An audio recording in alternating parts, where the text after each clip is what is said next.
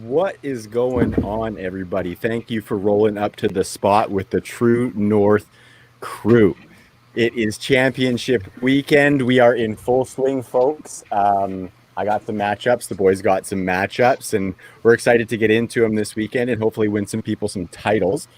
So as you obviously know, the championship games are underway. We had the Friday game with the Saints and the Vikings. And of course, Alvin Kamara went off in that one. So kudos to anybody who had him on their rosters. And then what other games did we have this morning, boys? We had, right now the Dolphins and the Raiders are going down. Miles Gaskin. The Bucks. Yeah, Miles Gaskin. We had the Bucks just romped the Detroit Lions today. Tampa Bay Gronkowskis. Mike Evans had a fat game. Tom Brady had a fat game. Gronk had a good game. And what was the middle game? The Cardinals Arizona, against the Niners. San Francisco. We can forget about that one, boys. Yeah, Kyler Murray owner had a big fan. game.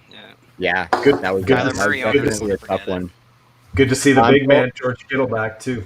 Yeah, absolutely. Yep. So I'm going to go around the horn here, and down in the bottom right corner, we have Brian. Find him at the FF80 Aviator, fresh off his first Christmas as a dad. What's going on, Brian? Not much, man. Just recovering from all the turkey and stuffing I ate. It's I'm going to have to roll myself out of here in a few days once I've recovered.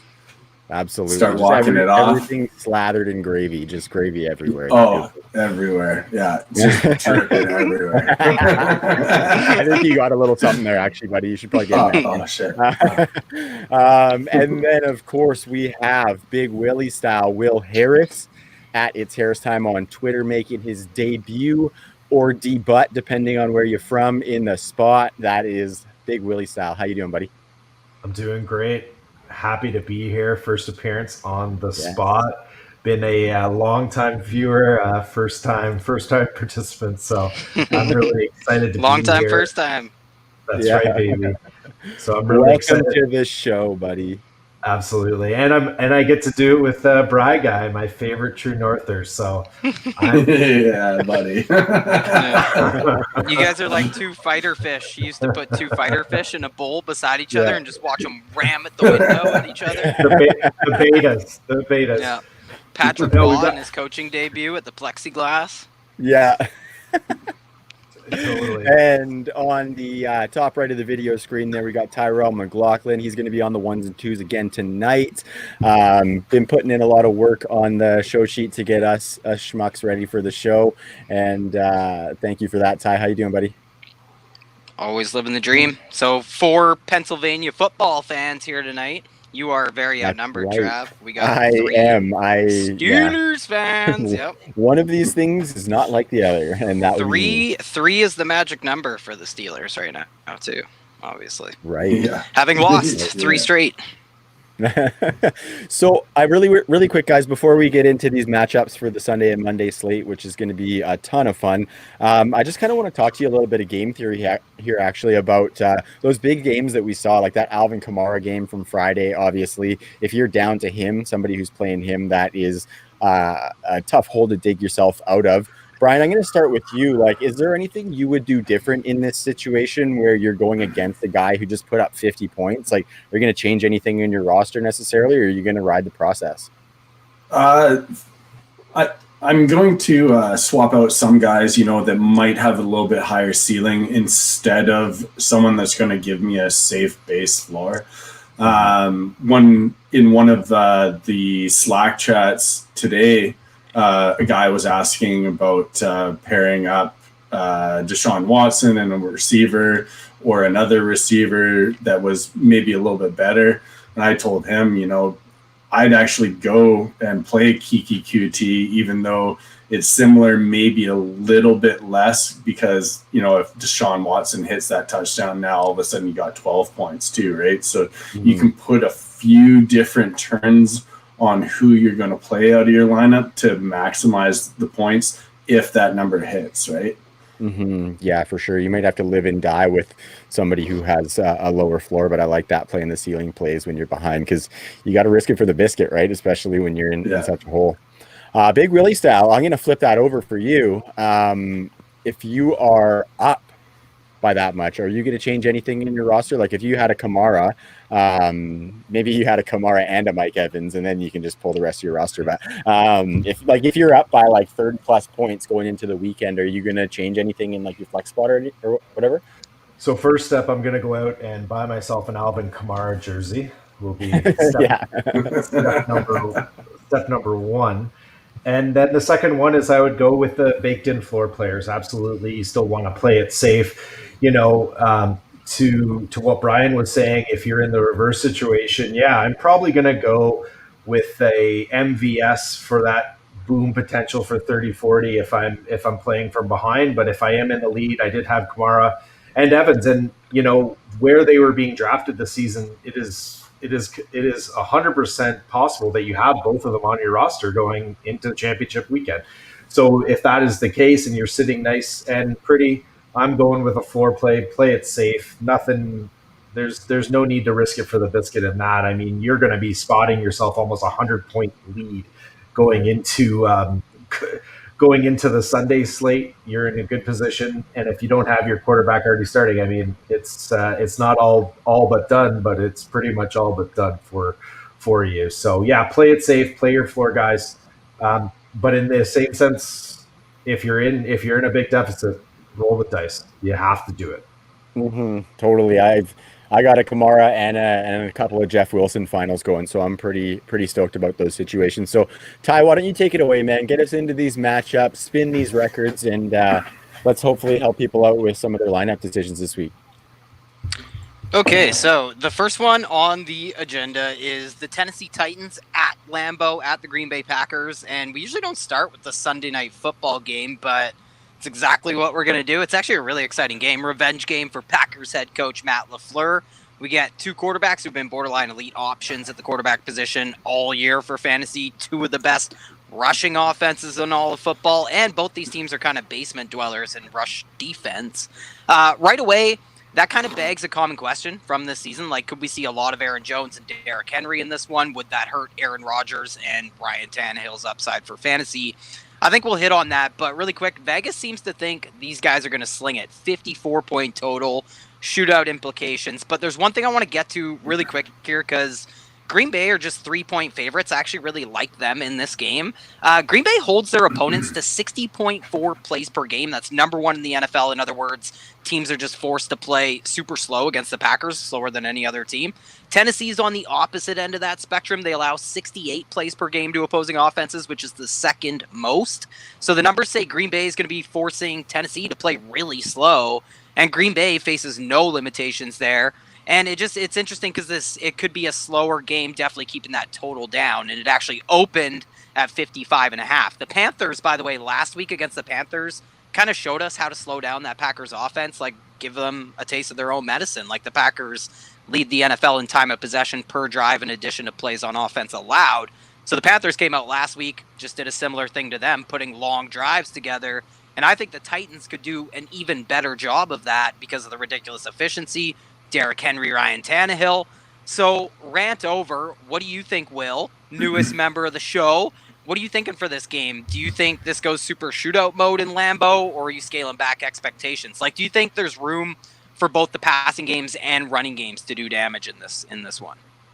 Yeah, Ty, I think our resident weatherman Brian there informed us it's probably going to be heavy snow at Lambeau. So thanks for that, Brian. And Ty, I kind of get the feeling that you set this up for me because I know how much you know that I love Ryan Tannehill. But I've thought about this one a lot. I just got done analyzing the game for TD Dance for Monkey Knife Fight. And it's going to be interesting, and it's going to be about who controls the game in this one. And, Tennessee has to strike at Lambeau first, and they have to strike often. And once they have possession of the lead, they're not going to give it up. You said it yourself. They can pound it out with Derrick Henry. And the other interesting thing about this game that I really do like, and I think that it plays into this, is that there is a lot on the line here, right? Like Green Bay is playing for a bye.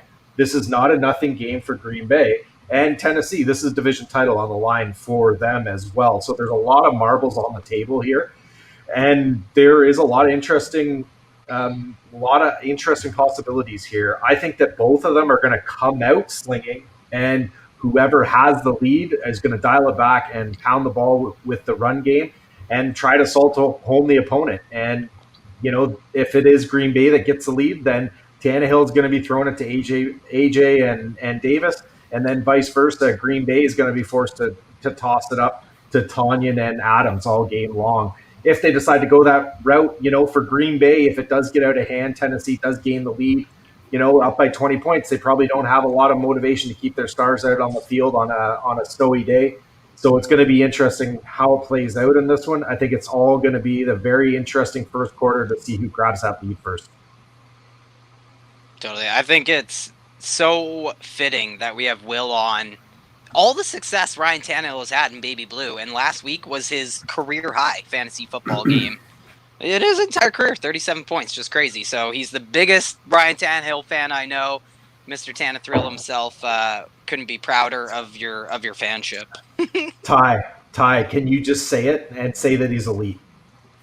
I won't say it. I'll say he's elite in play action, off play action. He's elite in a clean pocket, and the guy, I admit that he's a top 12 quarterback, because I was fighting even that at the beginning of the year, like saying that he was a locked-in QB1, right? So 100% I admit that I was wrong on Ryan Tannehill this year. What about somebody who's not biased, Bri? Are you trusting him in the snow in fantasy championship week? Yeah, I'm trusting him. He's been too efficient, and they're going to try and get the ball going with Henry and work off that play action. But there's not a lot of guys around him on ECR that I feel much better about. Like, where are we here? Behind him, Russell Wilson against the Rams. That's not a great matchup. Mitch Trubisky. Then you're dealing with Mitch Trubisky. I'm gonna roll Tannehill out there. I think he's got the weapons to succeed in Lambeau and get this going. And I don't think, we're starting Aaron Rodgers. Nobody's not starting Aaron Rodgers. Hopefully he and Aaron Jones can coexist this week, and Devonte Adams for that matter, when you look at some of the splits. I think the guys who are at risk, these running backs, they're both going to have huge win rates this year. They're both going to have huge games. I think Derrick Henry and Aaron Jones, both in A-plus matchups for fantasy in this game too. Green Bay gives up over 140 yards from scrimmage per game to running backs. Henry go boom. Aaron Jones, same boat. Big game last week. Another juicy matchup. 8th friendliest for Tennessee. 17 touchdowns allowed to running backs this year by the Titans. Jamal Williams is also doubtful for Sunday Night Football, so keep that in mind. Trav, what do you think? Do you think Green Bay will give Aaron Jones a big workload in this one, or do you think they'll get their second-round draft pick involved at some point? A.J. Dillon did get one carry last week, took it for 18 yards. So if Jamal's out, will Jones get the world, or will A.J. Dillon be involved in the game plan this week? I think A.J. Dillon probably gets a few carries. They obviously probably want to try him out. Like, he seems like the type of running back that would be good late in the season in this kind of weather. So we'll see. I mean, if he gets hot, they could end up giving him more than they had anticipated, but my expectation is that Aaron Jones is probably going to get the lion's share. And one place that I don't think A.J. Dillon is going to take anything is going to be in the passing game. Jamal Williams does get a few targets a game when he's in there. And so I think all of those will be funneled more to Aaron Jones, and in a game with some shitty weather, maybe he's getting a couple more of those. So I think that's obviously just a key to unlocking his upside. And I think A.J. Dillon's going to be, probably half to 3/4 of the role that Jamal Williams had. What about, do you worry anything with the weather? Thanks a lot again, Bri Guy. Any worries about A.J. Brown sinking us this week? I mean, we've relied on this guy for, top 12 performances. This is, in addition to the weather, a tough matchup against Green Bay, the 8th toughest in fantasy football this year against wide receivers. And they just did a great job against the Panthers' dynamic trio there last week. So any worries about A.J. Dillon or A.J. Brown? I think you got to start him. I mean, I think it's going to take, 2 big catches, and they don't have to be deep down the field for him to produce well. I think he just does so much after the catch that could be, if he's getting any of the short targets, that he could do it that way. I'm not necessarily sure that I would bank on him putting it in the house, but I think he needs a couple couple plays to give you like 75, 80 yards, and I'm riding with AJ this week. So do Definitely you a tough think, matchup, because though. he's, yeah, and because of that, do you think he'll look like, will Tannehill look to Corey Davis more? Can he be a wide receiver 2 this week? Or do you think Corey Davis is just a wide receiver 3 with boom bust potential for fantasy? Like, is he always going to be in that realm? Yeah, I think that's where I'm sitting. I think he's like, you're confident with him as a 3, with him potentially being able to put wide receiver 1 numbers on the board, right? I just think AJ Brown plays better to being that after the catch, shorter target guy if they have to do that in this game if they're not going deep. So, Will, I think this is going to be a tough decision for a lot of people. Do I play Corey Davis? He's been very hot. Like, are you playing Corey Davis, Will, or are you playing Brandon Cooks, who gets Cincinnati? Oh, that is a gross question, Ty. I'm going to go, you know what, Cincinnati's, and it wasn't just the Steelers game that their coverage was good. They've had good secondary coverage all season. This is an overflow from last season. So that secondary, what you saw against the Steelers, that wasn't just an AFC North thing. I wish it was. Cincinnati's coverage is good. Cooks is going to see that top coverage all game. And what the interesting thing about this matchup for Davis is that Brown will drop top coverage with King, right? And he has been a good corner he's going to have been a good shutdown corner for the Packers. But then it goes again to the weather game script. Davis, I mean, how he's used on the field, how does that play in cold weather matchup? I don't know. I'm going to probably go with Cooks against Cincinnati just because I think that there's going to be more locked in volume for Cooks. We've seen Watson throw to him consistently, especially now with Fuller out. Cooks is the number 1 guy there and gets his volume. And, you know, to go back to the AJ conversation as well, he's going to get 2 or 3 catches that are going to get you 15 to 20 points and give you a good floor. So you've got to roll him if you got him. Yeah, that's perfectly said. I think, like Corey Davis, you're facing either, King or Jair Alexander. Tough matchups, Yeah. But I love that you pointed out Brandon Cooks against Willie Jackson there in Cincinnati, who's played out of his mind. What about Cole Beasley? That's a little bit of a safer option. Would you rather play Cole Beasley against New England or Corey Davis? I would absolutely go with Cole Beasley. Brian and I were talking about it before. He is their red zone weapon, right? Like they don't have a red zone running weapon that's not named Josh Allen. They're going to Beasley and Knox now, and Beasley has been consistent, and New England too. I mean, how are the Bills going to score with Diggs potentially banged up? They're not going to risk anything in a nothing game. Beasley's going to get his targets, and he's going to get his, and they're going to him in the red zone. So I'd still probably go Cooks. He can take the top off a game, and then I'm going to go Beasley, and then I'm going to go Davis.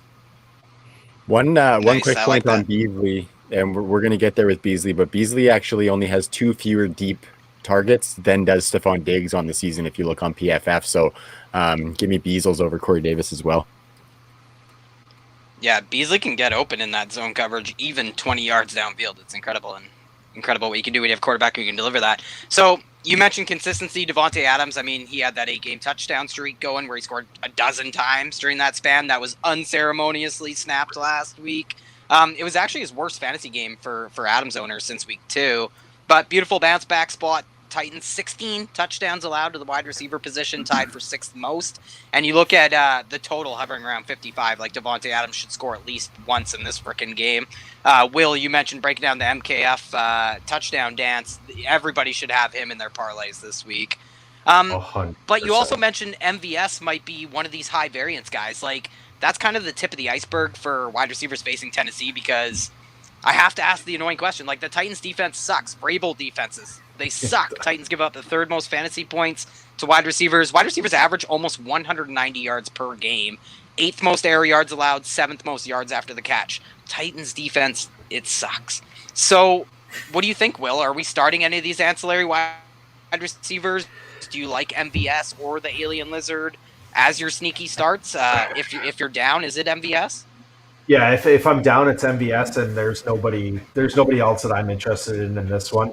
If they're gonna sling it to somebody that's not named Adams, and they're gonna have to sling it deep, if they are in that negative game script, for me, MVS has shown the ability to throw up that 40 burner. And if I'm shooting for the stars, or if I'm going for a point total, I'm gonna risk it on MVS getting 4 points or 20 to 30. that's where it is for me. And I'm also hoping that Tanyan can keeps up his play and banks in 15 and 20. Maybe he's actually the secondary receiver in this game against the Titans. I think that they're about middle of the pack against the tight end, but Tanyan again is a talent and is tough to deal with, that big body, and in the cold weather, maybe Rodgers was forced to go to him. And that's the guy I wanted to ask about next. We're going to finish this one up on the tight ends because I totally agree. I love that you just said it. He is probably the second option in the passing game, not unlike we saw with Aaron Jones last year in this Packers passing game. So scored again last year versus Carolina, 5 straight games with a touchdown for Robert Tonyan. I think like Kelsey, tier of his own. Waller, tier of his own as the second tight end. And then I would almost have like Hawkinson, Mark Andrews as like a third tier. That's 4 guys. And now I really have no idea. But when I set lineups, Robert Tonyan is the guy who just keeps coming to the surface. What do you think, Trav? How close to like top 5 status is Tonyan to you? Like, are you playing him over guys like Dallas Goddard, your boy? Yeah, I mean, that weather is a little bit concerning as to like, but then the Titans defense is just garbage. So he just needs to get a touchdown. So yeah, I'm probably playing him over Goddard, even in that juicy matchup. And I think Tonyan is right on that precipice of a top 5 tight end. Like there's a tier of guys that are pretty similar there. Like you said, I'd probably put him in with Hawkinson and put the other name that you said just right ahead of him, just because of what Hawkinson's been doing. So, yeah. So give me Robert Tonyan is somebody that I think he got to start this week. Yeah, Mark Andrews was the other guy, and he's Mark now. So Mark that's Andrews. just kind of why I put him over there. 3 tiers of 1. Yeah. And I think tight end's just never been more interesting than it has all season in Week 16. And actually, just for the record, like nobody has more top 12 finishes at the tight end position this year than Robert Tonyan besides Kelsey. It's just blows my mind. Obviously, mostly on the back of touchdowns, and he kind of encapsulates that phrase: a touchdown equals a top 12 week in fantasy for tight ends. I'm looking at Logan Thomas, Noah Fant, a couple guys who are really ranked high in ECR, whether it's circumstance or whatever. What do you guys think about those guys versus Robert Tonyan this week? I'm going to play them. I'm lower on Tonyan than it sounds like you guys are. He hasn't topped 39 yards in the last 3 weeks, and he's doing it all on touchdowns. He scored 5 weeks in a row, and I don't think he's coming out this one with a touchdown. And I'd rather go on the volume this week. I know Fant's going to get more targets. You look at what Thomas has been getting with his targets and what he's been to that offense, and it's been running through him. And now you got McLaurin out. I'd play. Who was I just talking about? Yeah, Logan Thomas. Played quarterback, did you know? Yeah. So at least he wasn't a basketball player. Totally. Yeah. I'll jump in, Ty, too. I'll jump in here too, Ty, on Logan Thomas versus Tonyan debate. And if I'm what I'm predicting, and I could be completely wrong because I am wrong more than I am right, my wife will tell you that. But if the Packers are to get up early, there won't be motivation to keep their starters in. They'll let their backups come in. That volume might not be there for Tonyan. We've seen that second receiving option for Rodgers be on a whim. Who knows who it's going to be? Is it going to be Lazard? Is it going to be MVS? Is it going to be Tonyan? I'm not sure. I'm going to jump all over that matchup in Carolina for Logan Thomas and, the 8 targets that he's got baked in every single week. And we've seen him. He's only gotten better as the season has went on as well, and has a plus matchup in Carolina. So I'm going Thomas over Fant and Tonyan, 100%. Yeah. And I think McLaurin being out definitely makes a big difference in that one. I think any of those guys that you have, you're in good shape. I think you're in tougher shape if you have a decision like Austin Hooper or Jonnu Smith on the other side. Like, with the Yes. news about the Browns wide receivers, which we'll hit on the news about the Browns wide receivers. But what do you guys think about that decision? Because Johnny Smith in this game, we've loved him, we've hated him, we've cried, we've laughed. Where are we now? You just flipping a coin with him. That's it. It's a desperation play, I think. Yeah. If he doesn't get that touchdown, Agreed. you're done. Yeah, So. it's a zilcher. Agreed. So speaking of desperation play, I am going to move to the next game here. The Atlanta Falcons are going to Arrowhead at the Kansas City Chiefs. A fun game for passing game enthusiasts, but some stuff to sift through for both backfields. Like Clyde Edwards-Helaire went down last week, so Lev Bell's on the planner. Judge Ito, Todd Gurley getting the rare public demotion. Nitty gritty really quick. Kansas City at home, favored by 10.5. Very enticing 53-point total in this game. Kansas City, second highest scoring team in football. Atlanta is sort of disappointed, right, guys? Like, they're scoring just over 25 points per game. Kansas City is a tough matchup for Matt Ryan and co. too. They allow just 22 points per game, the 8th fewest. And what the Falcons do best, or I'll rephrase that, like, the only thing Atlanta could do is throw the ball. But Kansas City is a tough defense against the pass. If anything, the Chiefs are a run funnel defense. So what I'm getting at is Atlanta being a one-dimensional passing offense matches up very poorly with the Chiefs' defense. And I get that Matt Ryan is going to be in play for fantasy owners. He blew up last week against Tampa Bay, over 350 yards, 3 passing touchdowns. So I imagine some folks are starting him.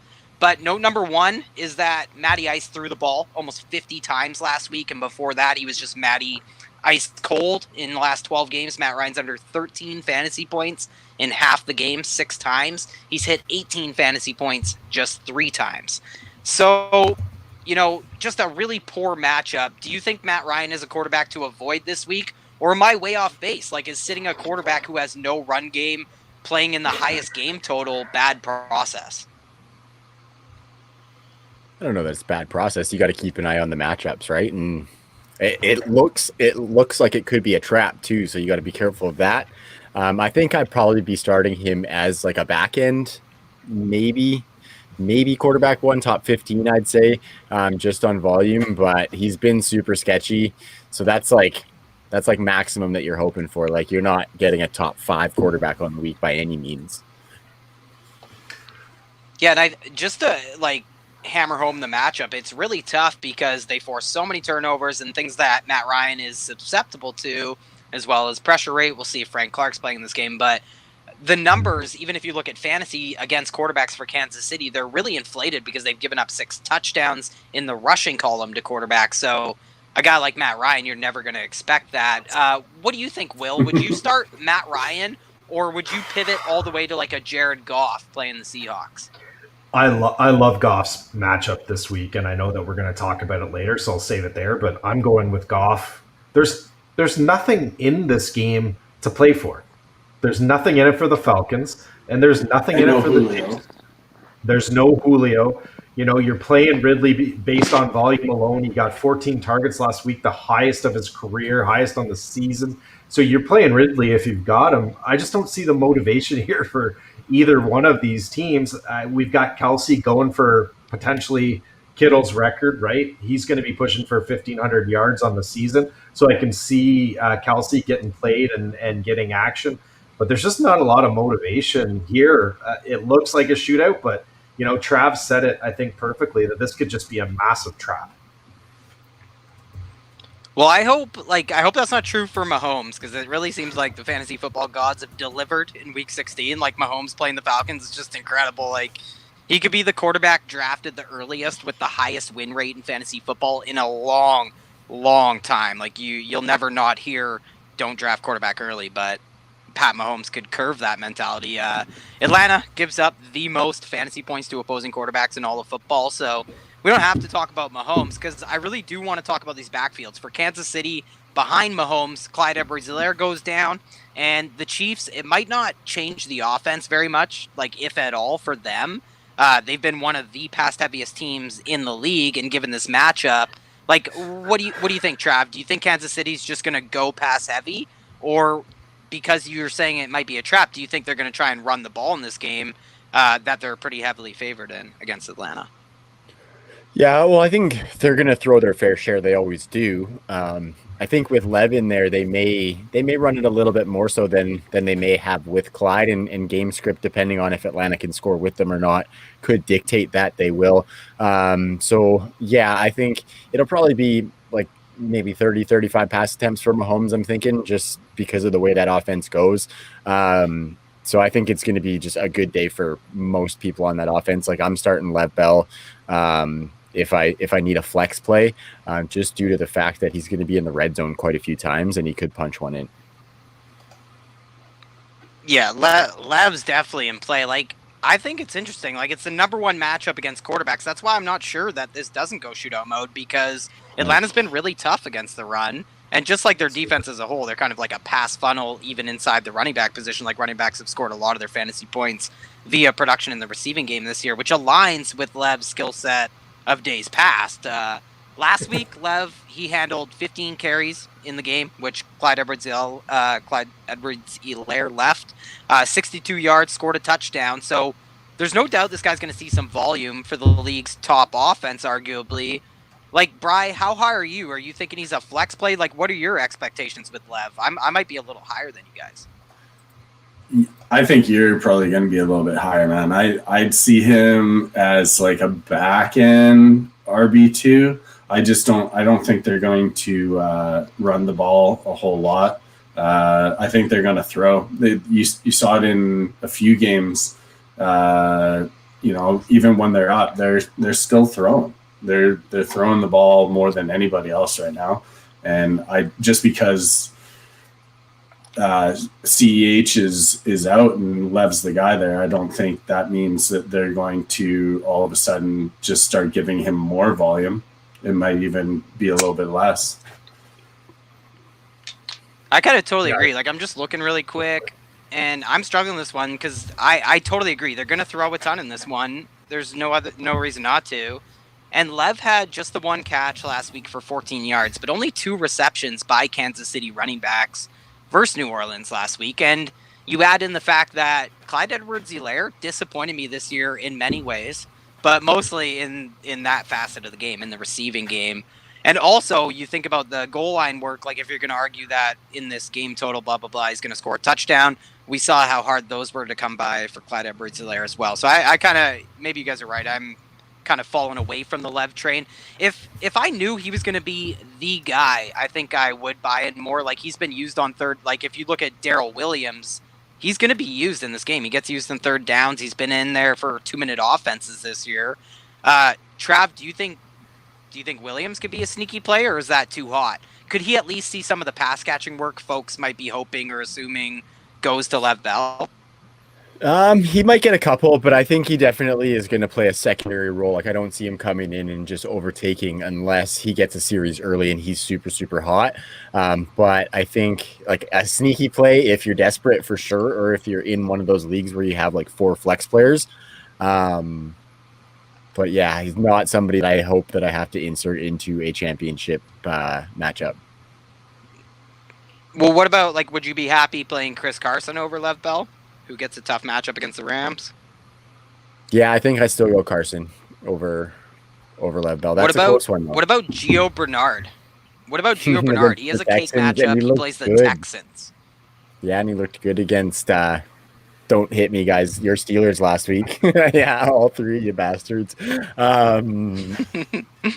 Shit, I think, yeah. But don't you think that's an outlier, though, Trav?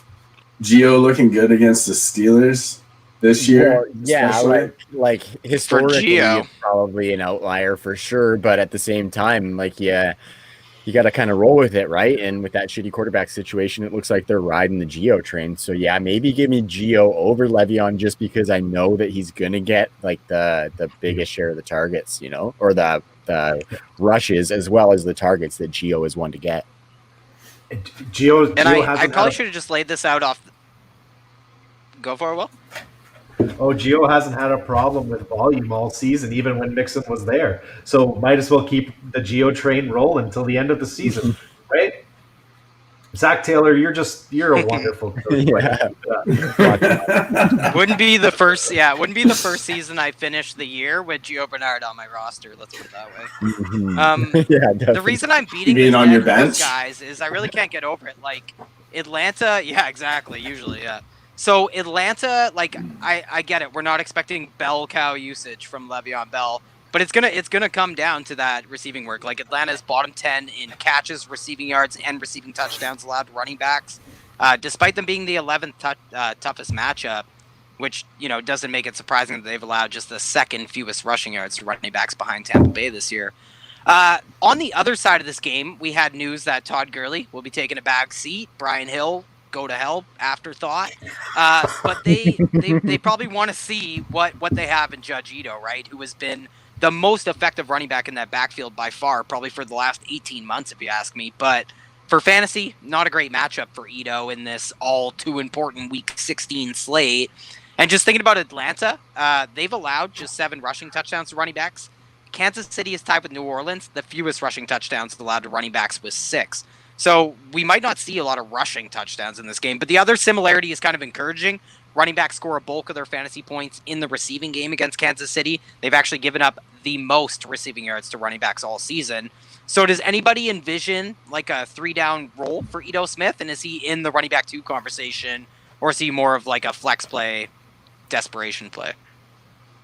He's flex desperation, man. I'm not going to roll him out there. They haven't had a very good running game, and I don't see Ito changing any of that right now. Agreed. Yeah. So we're starting. Would you guys start like a Patriots running back over Ito Smith? Would you start Sony or James White over Ito? No, I'd actually start Ito. That's how bad Patriots guys are. And that's what I mean. Like, you almost might have to be a flex play if you're in big trouble and you have to play that running back. You know what I mean? Mm-hmm. Yeah. Because I'd play him over Bills running backs as well, I think. Yes. Yeah. Yes. Yeah. Yeah. That Let's just say- So did I mention that? Go ahead, Ty. Yeah. So we don't know. We don't know about Ito. Let's move on. He's not giving me a Nick show. I didn't know. No, definitely not. So Julio Jones, he's out for this game, right? That is correct. He is officially ruled out. Yeah. So Big Ridley game, Calvin Ty. Big Ridley, Ridley game. easy top. Yeah, 100%. I want it. Case in point, last week when he gets volume, he smashes for fantasy. Career high 14 targets for Ridley last week. Career high 163 yards receiving for the Riddler. So Trav, go ahead, throw down on the Riddler if you want. But I also want to know if people can start Russell Gage in this game. Yes. Yes. So I think Ridley is an easy start. Like, I think, he's probably a high-end wide receiver too, but he definitely has that one capability as the guy who's going to be getting volume, even though it's a tough match. That's why I would say he's a high-end too. But Russell Gage is a nice start as a flex play, Ty. I think, in those 3 wide receiver leagues, if you're beat up with injuries, like you're in some tricky spots out there, right? Where you got Russell Gage with that floor. Now, the one thing that I would say is he's not necessarily the biggest ceiling guy, whereas him and like MVS, who we were talking about earlier, like MVS is one of those guys who, if you're down by 40 points going into the Sunday matchups, MVS might be the guy that would play over Russell Gage. But I think Russell Gage has a pretty safe target floor, especially in those PPR leagues. So I think you can start them both. And the reason I was getting chirpy about that Ridley one there is because he's one of my studs in that finals matchup you and I have, Ty, where you had Godwin today. So that I did. No Christian McCaffrey hurts in that one. Yeah. I think we talk a lot about pecking order and offenses and stuff, and I think Gage elicits that conversation when you talk about Hayden Hurst and stuff. Like, Gage actually has 40 targets over the 5 games since the Falcons' bye week. His 24 catches dwarfs Hayden Hurst, who has 10 since the bye. And Hayden Hurst, his touchdown last week was his first score in the last 8 games. Brian, are you done with Hayden Hurst for the year? And how do you feel about Russell Gage as well? I was done with Hayden Hurst last week when he was on my bench and then caught a touchdown, and the guy that I put in didn't. But yeah, I'm still not rolling him out here. Yeah. He's a desperation guy. I think he's more of a mid to back end tight end too for me. Is Russell Gage somebody you're looking at if you had Alvin Kamara, if you built a substantial lead in your matchup? Yeah, I'd be okay rolling Russell Gage out as a wide receiver 3 flex play. In the last 3 weeks, he's averaging 8, 7, and 10 targets. He's getting the volume to give you that safe floor, especially in a PPR if he catches most of them. And I think you can be confident with him not putting up a total 0 for you, possibly getting that, double-digit PPR points and helping take you on to a win in the finals. Take you yonder. So the weapons for the Chiefs, guys, they're pretty condensed. It's really nice. I mean, that's what happens when you have the wide receiver 1 overall, the tight end 1 overall. Tyreek Hill, we know he's elite, wide receiver 1 overall. Dream matchup. Tyreek will have a stellar win rate in fantasy football this year. Not just because the stars align in fantasy championship week playing Atlanta, but because of the advantage he's given us. Like over the last 8 weeks, Devonte Adams is the only wide receiver in the same hemisphere as Tyreek Hill, but he's still scoring 4.5 points per game less and over 8 points per game more than Brendan Ayuk, who's the 3rd highest scoring wide receiver over the last 8 weeks. Not today, though. Not on Saturday, unfortunately. Yeah, no. So I know we've had little interest in the ancillary guys in Kansas City. My, Mecole Hardman best ball shares notwithstanding. But with Clyde Edwards-Helaire out, does that change anybody's mind? Like, what do you think, Will? This is a pretty golden matchup for somebody like Sammy Watkins or Mecole Hardman. So I would also keep a close eye on. I've kept a close eye on Tyreek Hill. Didn't practice and has been limited for the late week practices with a hamstring issue, guys. So it's something to keep an eye on. If it's if you've got the top wide receiver in a nothing game on a soft tissue injury, I don't know. You've got a guy in Mecole Hardman. We talk about it all the time. He's the only wide receiver handcuff in the league. This is the time to use him. This is the time. Hardman, this is your fucking time, dude. Get in there. Tyreek, score a touchdown, sit on the bench, rest your fucking hamstring, get ready for the playoffs. We're going back to the Super Bowl, boys. That's how I see it playing out. If Tyreek's gonna see he's gonna see some usage, they're gonna get a touchdown out of him and then just say, yeah, Mecole, this is what we pay you the bucks for, buddy. Go and do your best Tyreek impersonation. Go for go for 150 yards and a couple tutters, buddy. Have your season today. This is your chance to shine, man. That's what I see, and I see him being slid into that Tyreek Hill probably pretty quickly in this one if they do get a lead, and even if they don't. I mean, like I said, and Jimmy Nastic was talking to me before, and he's a diehard Chiefs fan. Said we got nothing to play for here. Kelsey's the only guy that's got anything to play for, and maybe some guys have some built-in bonuses in their contract.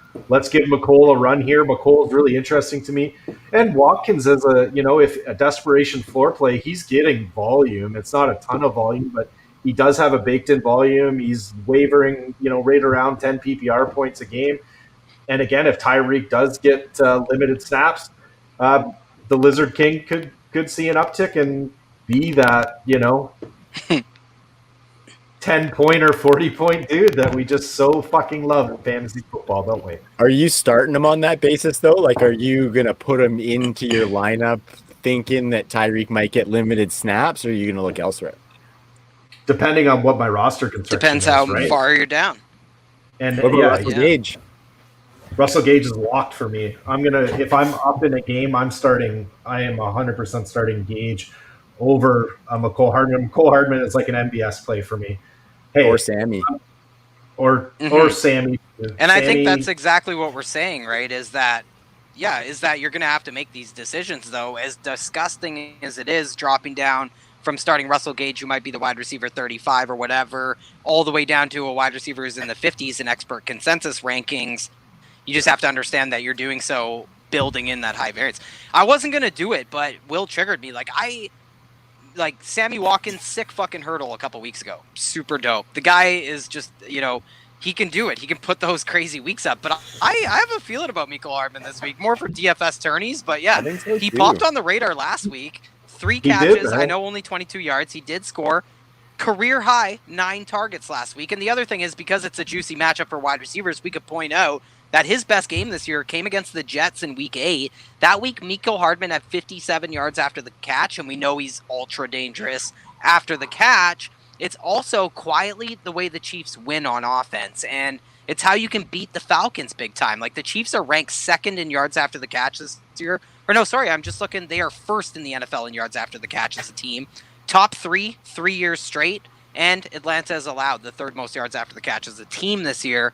And Mahomes has actually brought the yards after the catch totals down since 2018, as you can imagine. But all I'm saying is Andy Reid is really good at scheming wide receivers open. Hardman can win big after the catch, and the Falcons are susceptible to exactly that. And the Falcons can give up deep bombs at any time to Pat Mahomes, and it's not inconceivable. One is directed to our boy Mecole Hardman or Byron Pringle. Yes, so call me crazy. Yeah, call me crazy. And the other scenario too that. Oh, sorry. The other scenario too, Ty, that people might be in is on like point total playoffs, right? Hey, let's say a 4-play like Gage that'll get you 15 points. Sure, is that going to make a difference in a big field tournament with 10,000 entries, or does the potential 40 or 50 from Mecole make a big difference in a FFPC playoff? It's something to consider, and one where, hey, I'm sliding in these high variance guys where I can. Other crazy what's his face stat? Who are we talking about here, boys? Fuck me. Mecole Hardman. Marcus Robinson? No, Mecole Hardman. Every time he's had over 5 targets, every time he's had more than 5 targets, he's went over 100. He's been over 100 yards and a tutter. So he gets the volume, he gets the production. Wow, that's nuts. Yeah. Hey guys, just a Visa game break that's here. That's some Rotoviz splits. Nice, yeah. Just a Visa game break here. I don't want to get sued for that, by the way, so I didn't mean what I just said, Visa.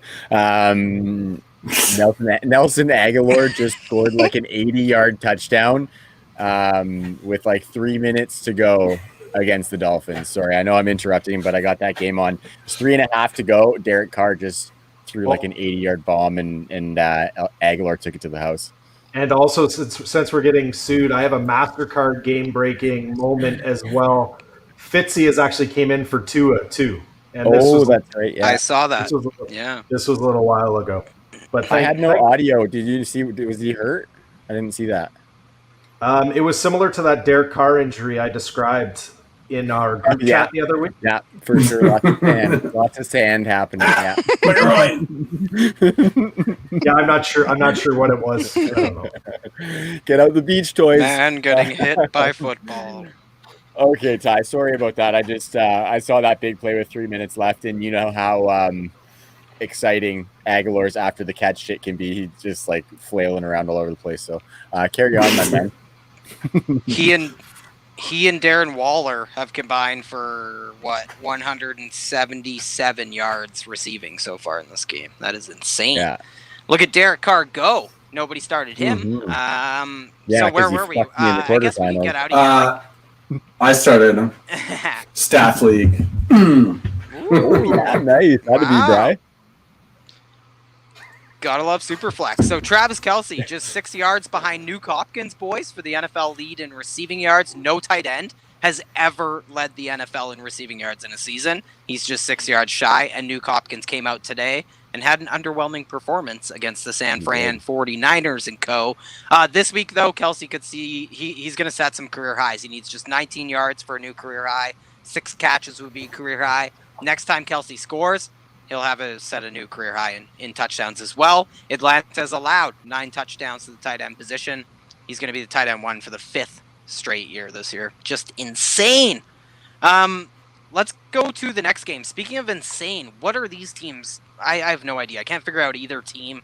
Los Angeles Rams at the Seattle Seahawks. Even if we have them figured out, when these two meet, it usually ends up being less than what we expect anyway. So the 47.5 point total is always up for debate when you're talking about these two division rivals. Seattle is favored, only 1 point at home though, so if you factor in that 3-point rule, So the Rams just lost to the Jets though. That's the problem. We're not thinking that they're coming out hot, I don't think. Seahawks looked terrible last week, so something's got to give. And back in week 10, we remember the Rams also beat the Seahawks. So why don't we start with Russell Wilson? Brian, what are your thoughts? Do you think Russell Wilson is sketchy, or are you sitting Russell Wilson in this tough matchup? It's definitely sketchy, especially over the last few weeks with the points that Russ has been putting up. In a one quarterback league, I'm trying to pivot. I don't have enough confidence to throw him in there. In Superflex, you're rolling them out. Just there's no one else around, wide receiver quarterback 2, mid-range quarterback 2 that has the upside that Russell Wilson has. But yeah, in one quarterback, I'm going to pivot and even, throw Baker Mayfield out there over him. I feel more confident in with him. With no wide receivers. Oh, wait, no, yeah. Oh, yeah, I totally forgot about that. Never mind, disregard, cut that. I might still. Well, Kareem Hunt can work in that slot. No, it is baby. tough. I don't know. True that. He's gone now. And honestly, man, Russ Wilson's worst outing in 2020, the only game this year he's failed to score double-digit fantasy points was against the Rams, who are also the worst matchup for quarterbacks in fantasy football this year. I think it would almost be universal that we're starting Jalen Hurts over Russell Wilson in week 16, right? Mm-hmm. Oh, yeah, 100%. Yeah, I think Justin Herbert would be too easy, too. So, Will, what about Russ Wilson or Ryan Tannehill? Tanny, come on. That's way too easy, man. Yeah. Tannehill, whether you love him or hate him, he's gonna get you 20 points. Regardless, with the upside to get you 30. So you mentioned you like Jared Goff in this matchup.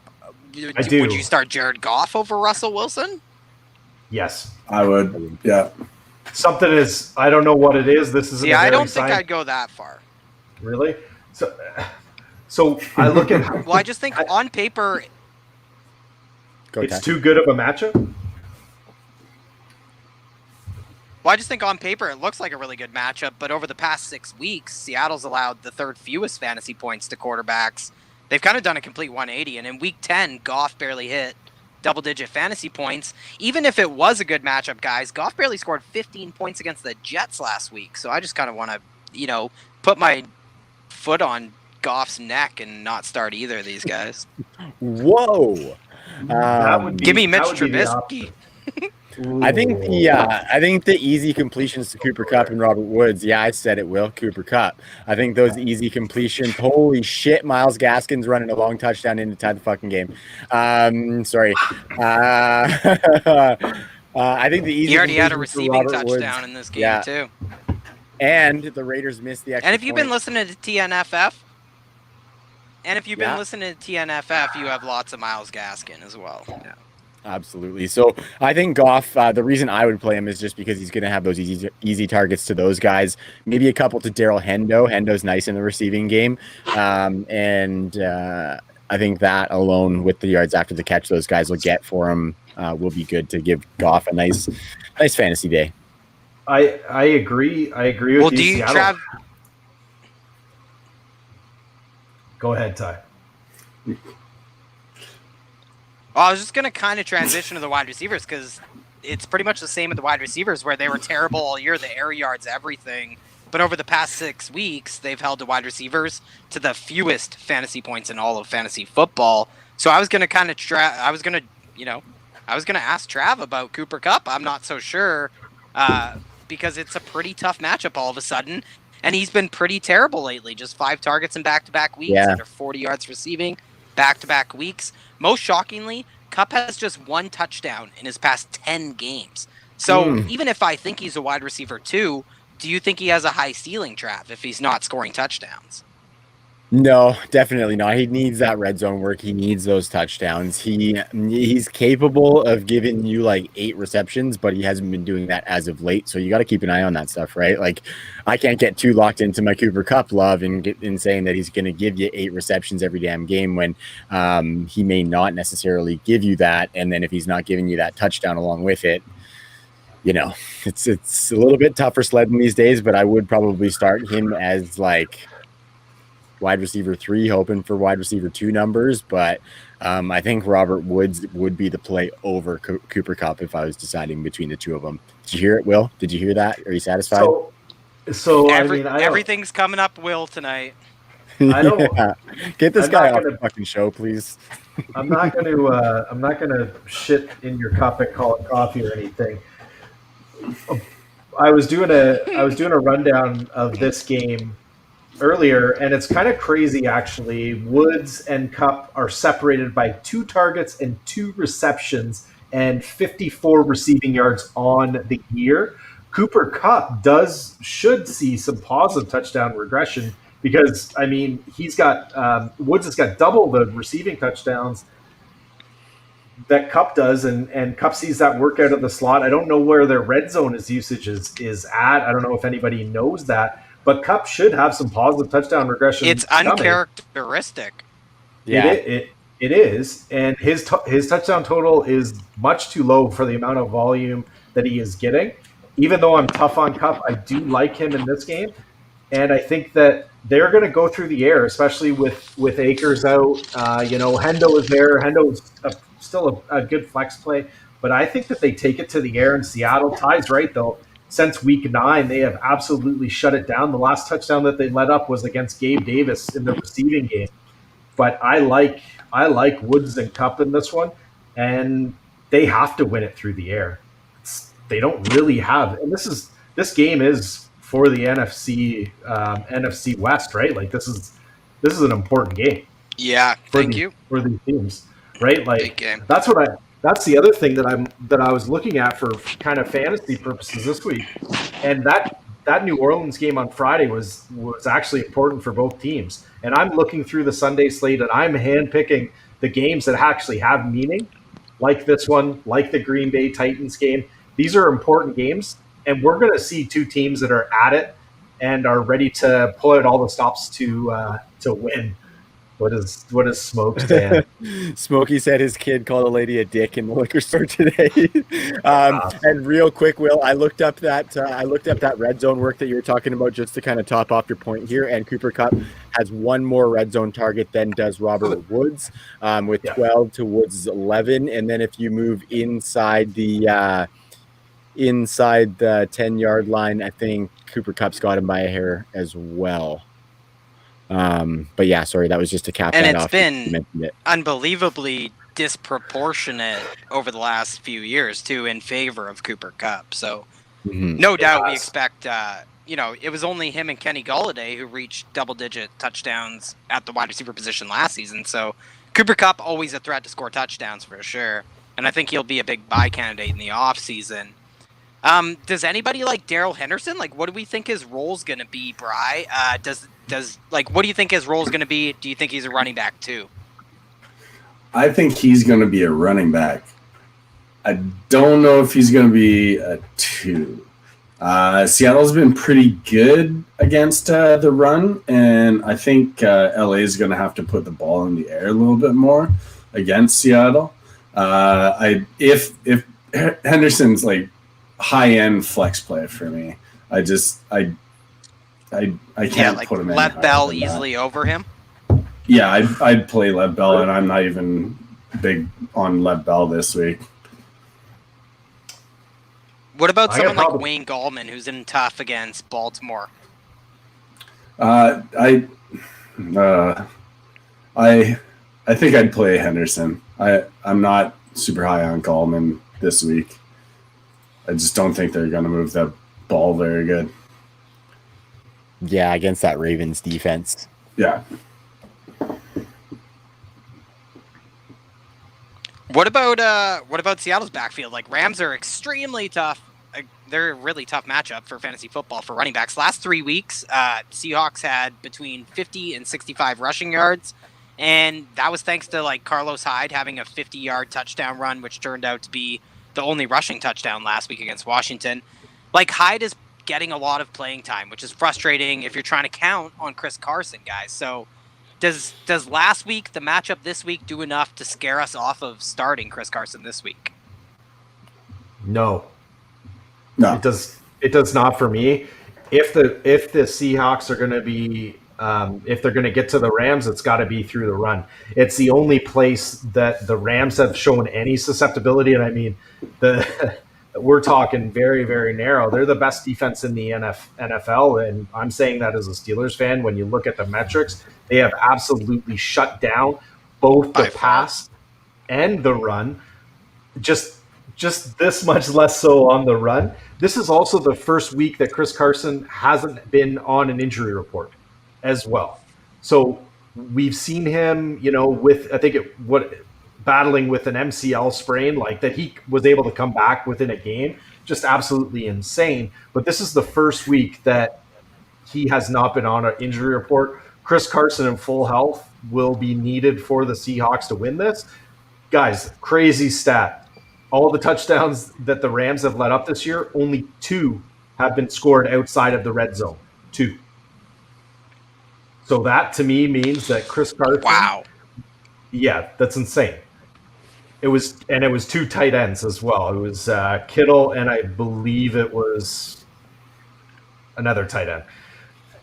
So Chris Carson, his efficiency on the red zone, he scores on 30% of his touches, 33% of his touches in the red zone as well. So you get him the ball in the red zone, good things happen for the Seahawks.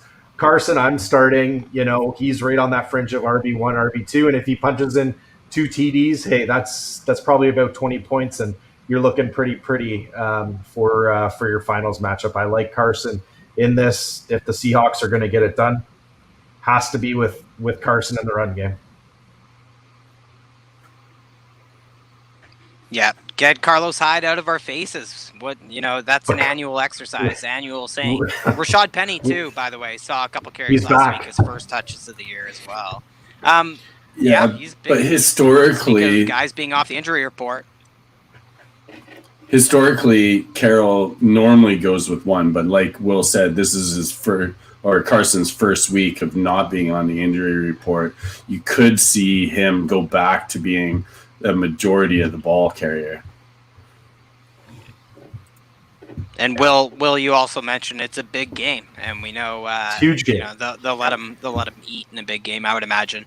And we look at the wide receivers really quick. Like Jalen Ramsey is going to be all over DK Metcalf, banged up, in last week's game, but returned for DK Metcalf. Still pretty big disappointment in Week 15 last week. He failed to hit double-digit points. It was his 3rd worst outing all season. Now he gets Jalen Ramsey this week, who he had his 2nd worst game against back when the Seahawks played the Rams in Week 10. In that game, DK was targeted just 3 times, 2 catches, 28 yards, scoreless 28 yards, and finished outside the top 65 at the wide receiver position. So looking down the barrel of Jalen Ramsey again, Trav, is there any way we're benching DK Metcalf? Because everyone seems to be benching Russ Wilson.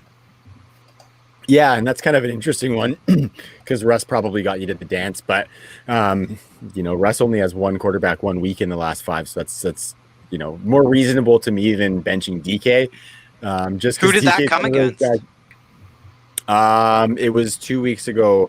I can't recall exactly. I can look it up if you want me there. But the Jets. It was the Jets. That was okay. Yeah, you're not benching DK. Obviously, he might get locked down a little bit, but the guy needs 1 play. Like if you look at ECR, DK is the wide receiver 12 on Fantasy Pros this week. So they got him at that back end, and I'd probably have him in there at like the top 15. So we're not benching DK. Is there any way we're not benching Tyler Lockett, or are we all benching Tyler Lockett? Like just 1 touchdown in his last 8 games, under 70 yards receiving in all 8 of those games. I think it's hard to bench him. I think you have to play him. He has the upside, but you have to have it with expectations. going in of, okay, I'm probably going to get wide receiver 3 numbers out of him, hope for high-end wide receiver 2, especially if you're in a little bit of a hole. I'd way rather have him in there for the upside that he possesses, He's still getting some targets. Yeah, it was one of the best too. fantasy games in history. Yeah, that's right. Like whenever he started this ugly streak of 8 games, it was that crazy game. Yeah, like a 50. Anyone want to talk about these tight ends? Nope. Nope. Will, you love tight ends. So I'm going to go to another division. Yeah, he does. Go ahead, Will. I do. I mean, the Seattle tight ends give me some interest in complete desperation, maybe in some DFS action. What's really concerning about Lockett, when you look at his red zone usage of 2019 versus 2020, is that his receptions have essentially been cut in half. Mm-hmm. That's where a lot of Lockett's production was coming from, was in the red zone. And they're throwing more. Yeah, which is a big concern. Lockett is definitely in consideration for me to be benched on a couple rosters this weekend. You might just have better options than his 7 points, right? Like I'm going to do it now, where I'm going to switch him out. It's just not the week. It is not. You're hoping for a touchdown, which is just so strange to talk about with Lockett. Usually you're talking about 2 or 3 touchdowns, but that 8-game streak has just been absolutely killer with Lockett. So yeah, some interest. Greg Olsen is apparently healthy. So what that means for a 30-plus-year-old tight end in this league, you got to like that. If the Seahawks are going to score, it's going to be in that in the red zone. We know that Russ historically likes to toss it up to his tight ends, no matter what their name is or what their age is, or nationality as well. Well, honestly,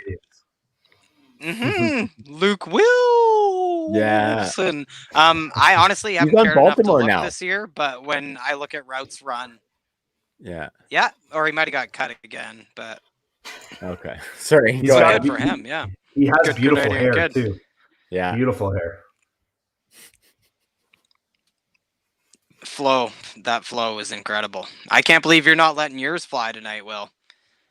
You know what? So I'm going to go to another division. Rip it, Ty. I think I'm lagging a bit. A little bit. Yeah, sorry, I'm lagging a bit here. I'll maybe just hop out and hop back in at some point. But this is the flow. Baby. Denver Broncos at the Los Angeles Chargers.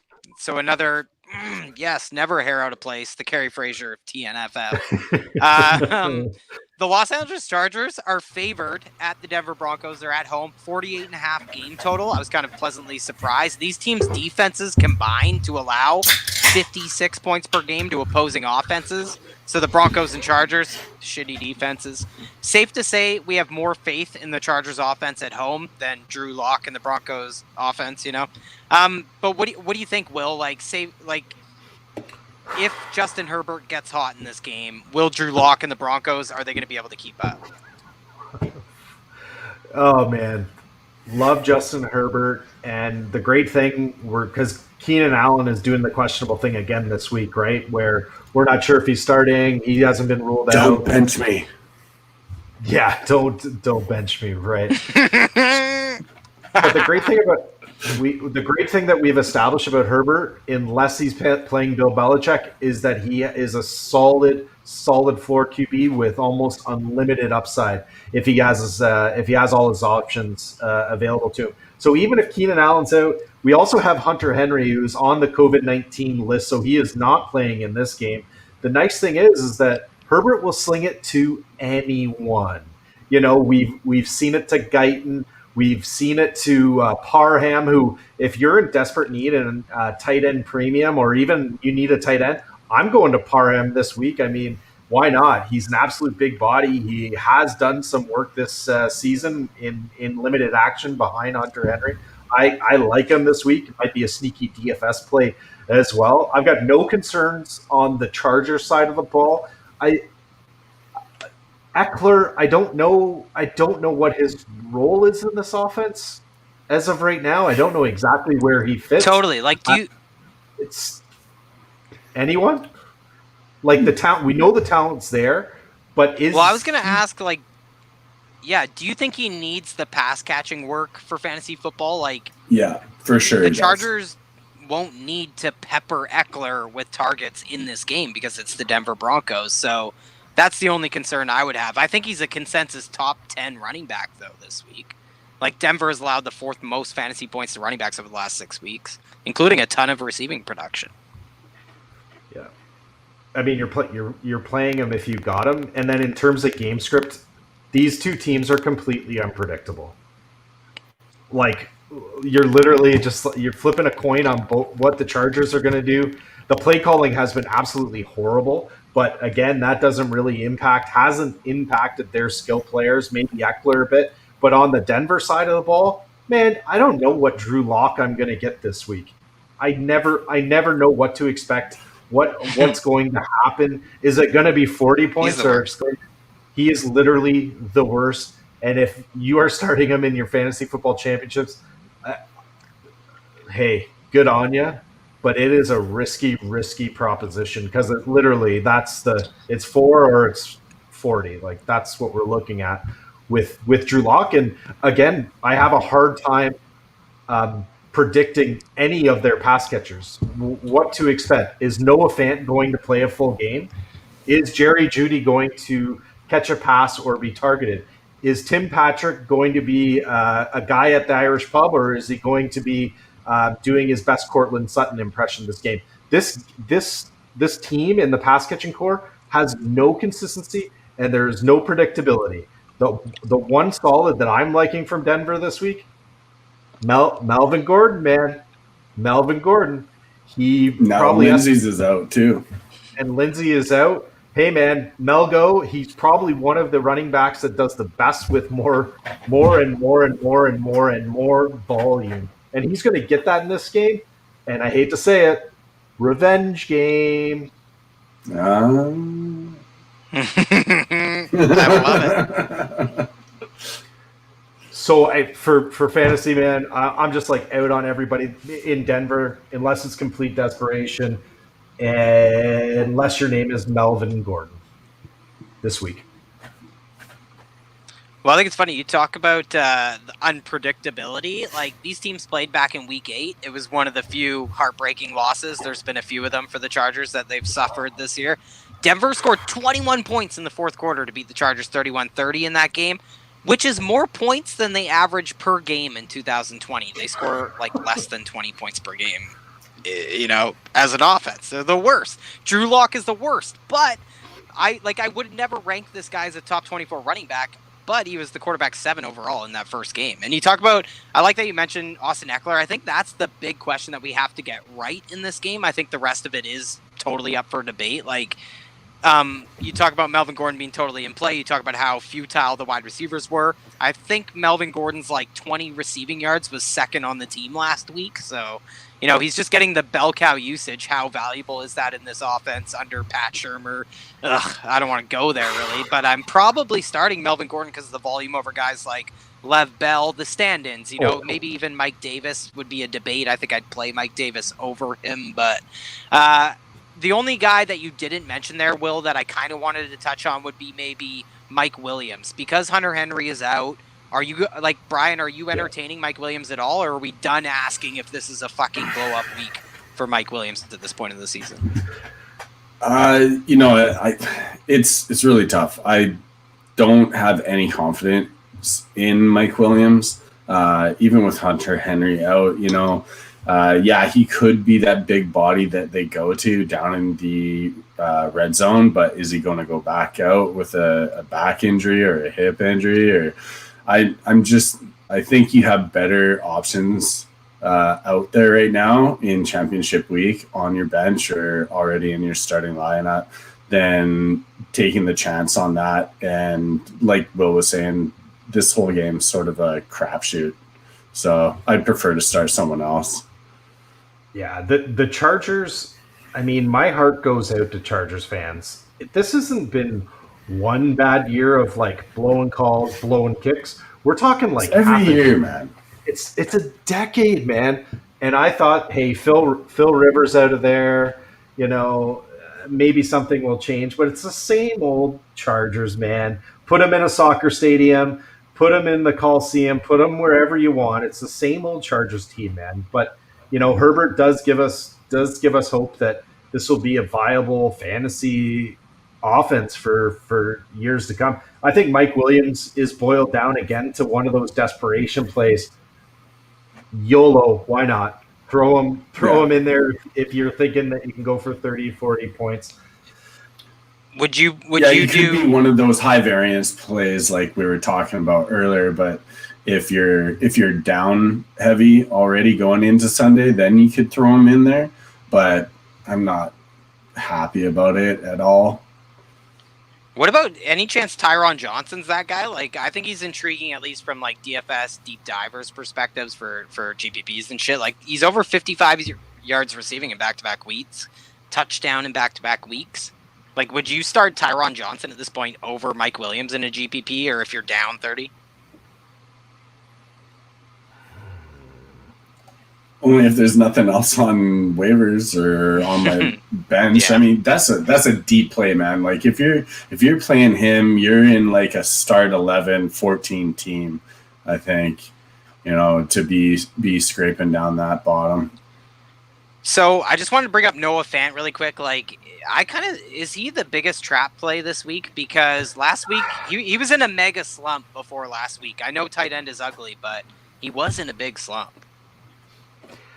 Yeah, but he was injured too for That's a while. True. And yep. and I last week he had more targets, and other than last week, the other game where he had the most targets was against the Chargers. That's why I'm okay playing him in this game. And like I understand everything that Will's saying. Like, you don't know what you're gonna get out of any pass catcher, especially catching passes from Drew Lock. But with the tight end landscape the way it is, I'm okay throwing him out there. I think he's going to get enough volume to make him relevant, and he has the possibility of breaking a big play for a touchdown. So if you need him, throw him out there. Tight end's gross. That's it. Bill Withers, I like it. I wanted to wait for Trav to get into the next game, so now that he's back, I will do exactly that. The Philadelphia Eagles at the Dallas Cowboys. Dallas is actually the underdogs. Everybody is like 100% sure that the Eagles are going to win this game. They are exciting again, I guess. Almost a 50-point total in this game. Actually pretty surprised how high the total is. These teams played to a 31-point total in their first meeting. It's the funniest, probably most irrelevant game to look back on. Number one, the infamous Ben DiNucci-Wally was the quarterback for the Cowboys in that game. Number two, somebody named Carson Wentz. Oh, shut your mouth. Carson Wentz was the quarterback for the Dirty Birds. He had 4 turnovers in that game. So point number one is the Cowboys still ended up losing that game, 23-9, despite the 4 turnovers for Wentz. But yeah, I really like this point total, and it shows that Jalen Hurts is kind of making this team exciting again. So I wanted to ask you, Trav, do you think we should be getting wet and wild, or just, with them, it's just them and the Jets who have failed to score 30 points in a game this year? Philadelphia and Jets, only 2 teams. So are people jumping the shark a little bit with this Philadelphia offense, or should we be super excited? No, I mean, like, with the offense, maybe. I think we got to cool it on the weapons a little bit and just be a little bit careful where that's concerned. We still need to see a little bit shake out for me to rely on any of those guys. But Jalen Hurts, man, I think you have to start him. He's probably a top 12 quarterback easy, and that rushing is going to be nice. And in the past 2 games, he has 30 or more pass attempts with 44 last week. I don't necessarily see them getting down to Dallas, but if he can get 30 pass attempts on top of the rushing work that he's going to get, there are some good weapons in that offense to be able to make him produce as a passer, which will go on top of that for as a rusher. So I think you definitely got to start Jalen Hurts. A lot of questions coming through the Twitter sphere and otherwise about Jalen Hurts versus this guy or that guy.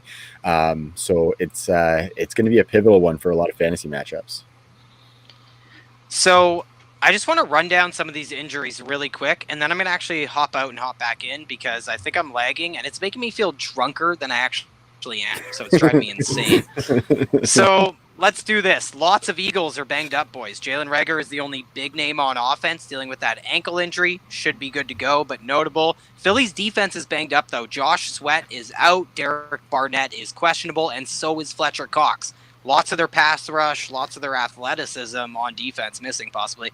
Some pieces on defense for Dallas are banged up, too. Most notably, Leighton Vander Esch, third-year linebacker. He's out. And I guess I'm burying the lead. Like, the most notable injury note is Ezekiel Elliott practiced all week, so Pollard owners have some tough decisions here.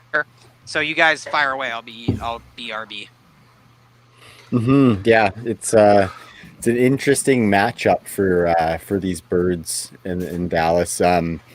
Especially the running back room in Dallas is going to be one to look at because there's a lot of people asking about Tony Pollard.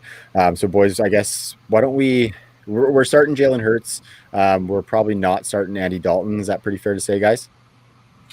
Yeah, I'm not starting Okay, Andy so Dalton. let's just do a quick Jalen Hurts kind of chat here, just to see where you guys would place him as far as quarterbacks go. He is ranked as the ECR quarterback 4, just ahead of Lamar Jackson versus the New York Giants. Where do you guys sit on that one, Jalen Hurts or Lamar against the Giants? That's a tad aggressive for me. I was going to say, so too. I said lock top 10, not Drew Lock. But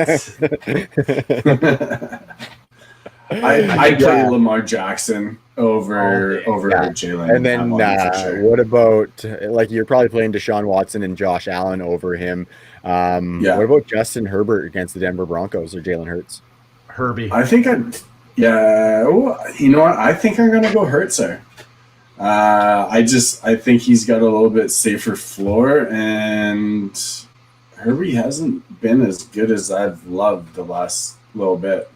And I'm gonna go with the safety of Hurts there. I think I side with you there, Bri, too. All right, Will, let's test your allegiance. Jalen Hurts or Ryan Tannehill this week? Oh, Tanny, no problem.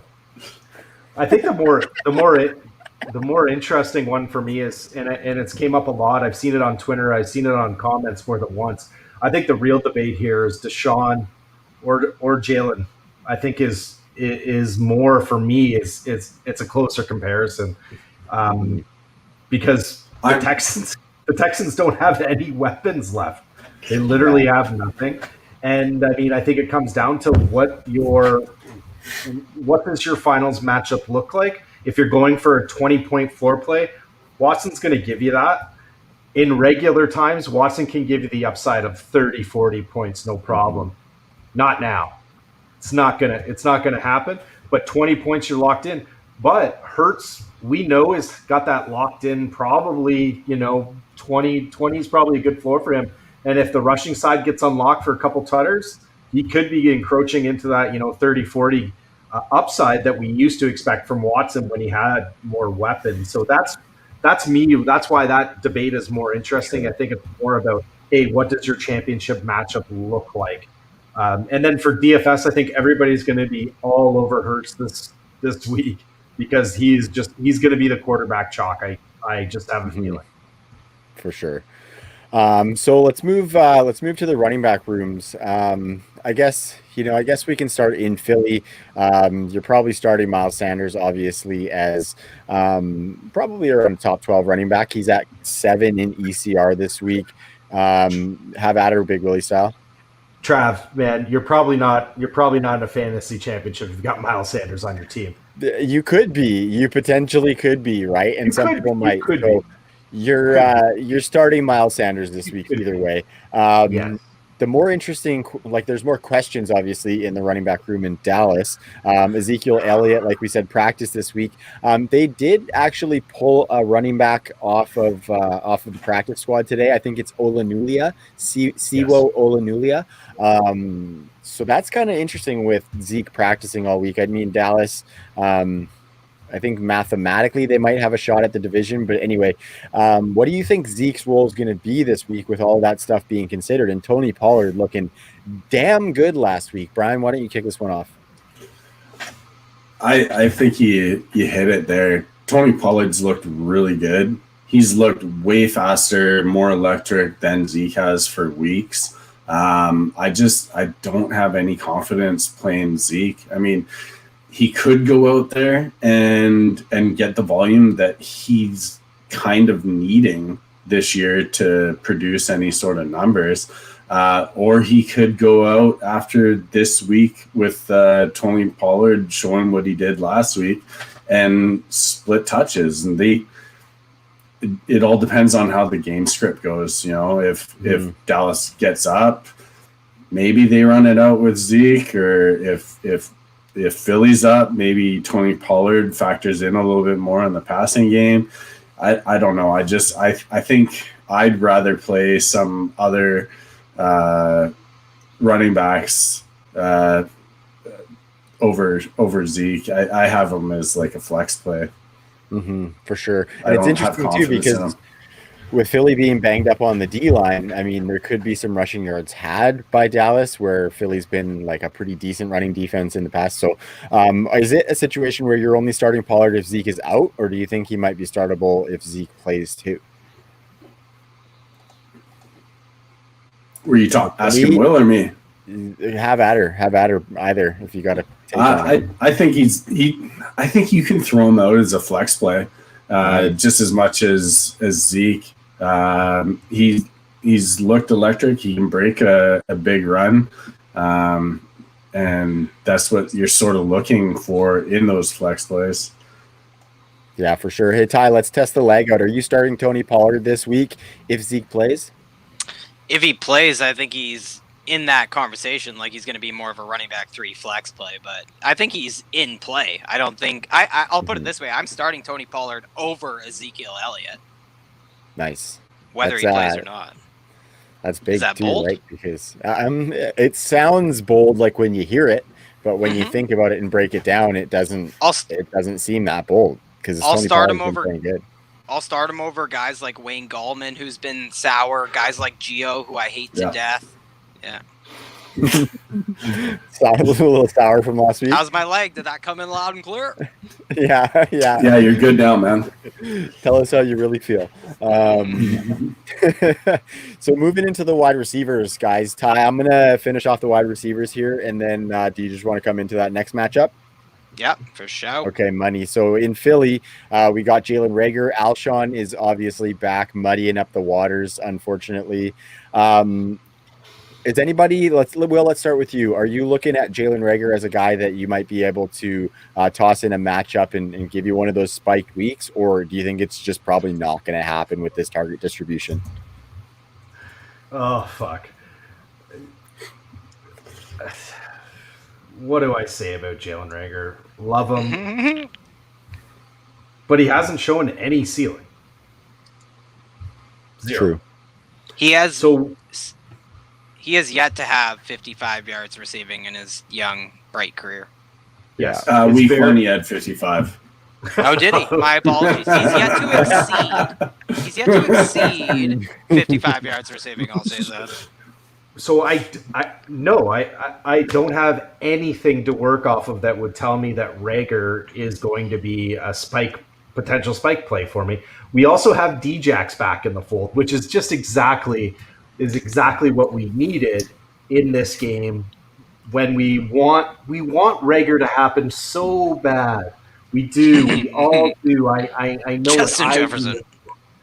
Yeah. Shut the fuck up. Didn't Dallas draft somebody that's pretty good too that we're going to talk carry about? on. Yep, carry on. Yep. So Reagor to me isn't a spike play. I would love for it to be a spike play. I just don't see it happening. I don't know where this ball distribution. He does seem to have clear chemistry though with Ertz. I think it's fair to say that there's certainly more chemistry with Reagor and Ertz than there was with Wentz and everybody that wasn't named Travis Fulgham in the middle of the season. Yeah. Isn't that funny how everybody seems to be stepping up their game with Ertz? And just to add on there, Will, like the one thing that we could draw on maybe would be that Ertz threw the ball 44 times last week. Mm-hmm. Yeah, that was wild. That's nice to have on top of his rushing. But I think it's incredible that all these guys have produced, right? Like, Greg Ward is scoring all the touchdowns here with Jalen Hurts. Alshon Jeffrey's catching back shoulders like I know. Just Google the beef. They have beef. Wentz and Jeffrey. Totally. Easy with them scoring points. Like in the last 2 weeks, Greg Ward has 21 points over 2 weeks. Oh, dude. They're not. I bet he has more. I bet he has more fantasy points off of touchdowns than he does on the rest of his production combined. That's how inefficient he is.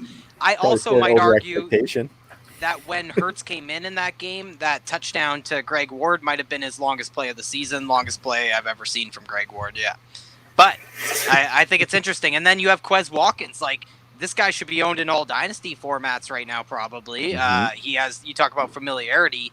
Quez Watkins is that age-old thing where a guy from who he worked with in practice has been elevated in playing more snaps. Like RIP, the only guy who played well and led the NFL in receiving for like 3 or 4 weeks, Travis Fulgham. RIP, the only guy who played well with Wentz. And RIP, my boy, John Hightower. Just to say it, yeah. But Quez Watkins, like he's in play, you know what I mean, when it comes to the wide receivers, but we just can't play any of them in fantasy, like we're saying. Yeah, I'm not playing anybody on Philly's side that's a pass catcher, except I'll play Goddard.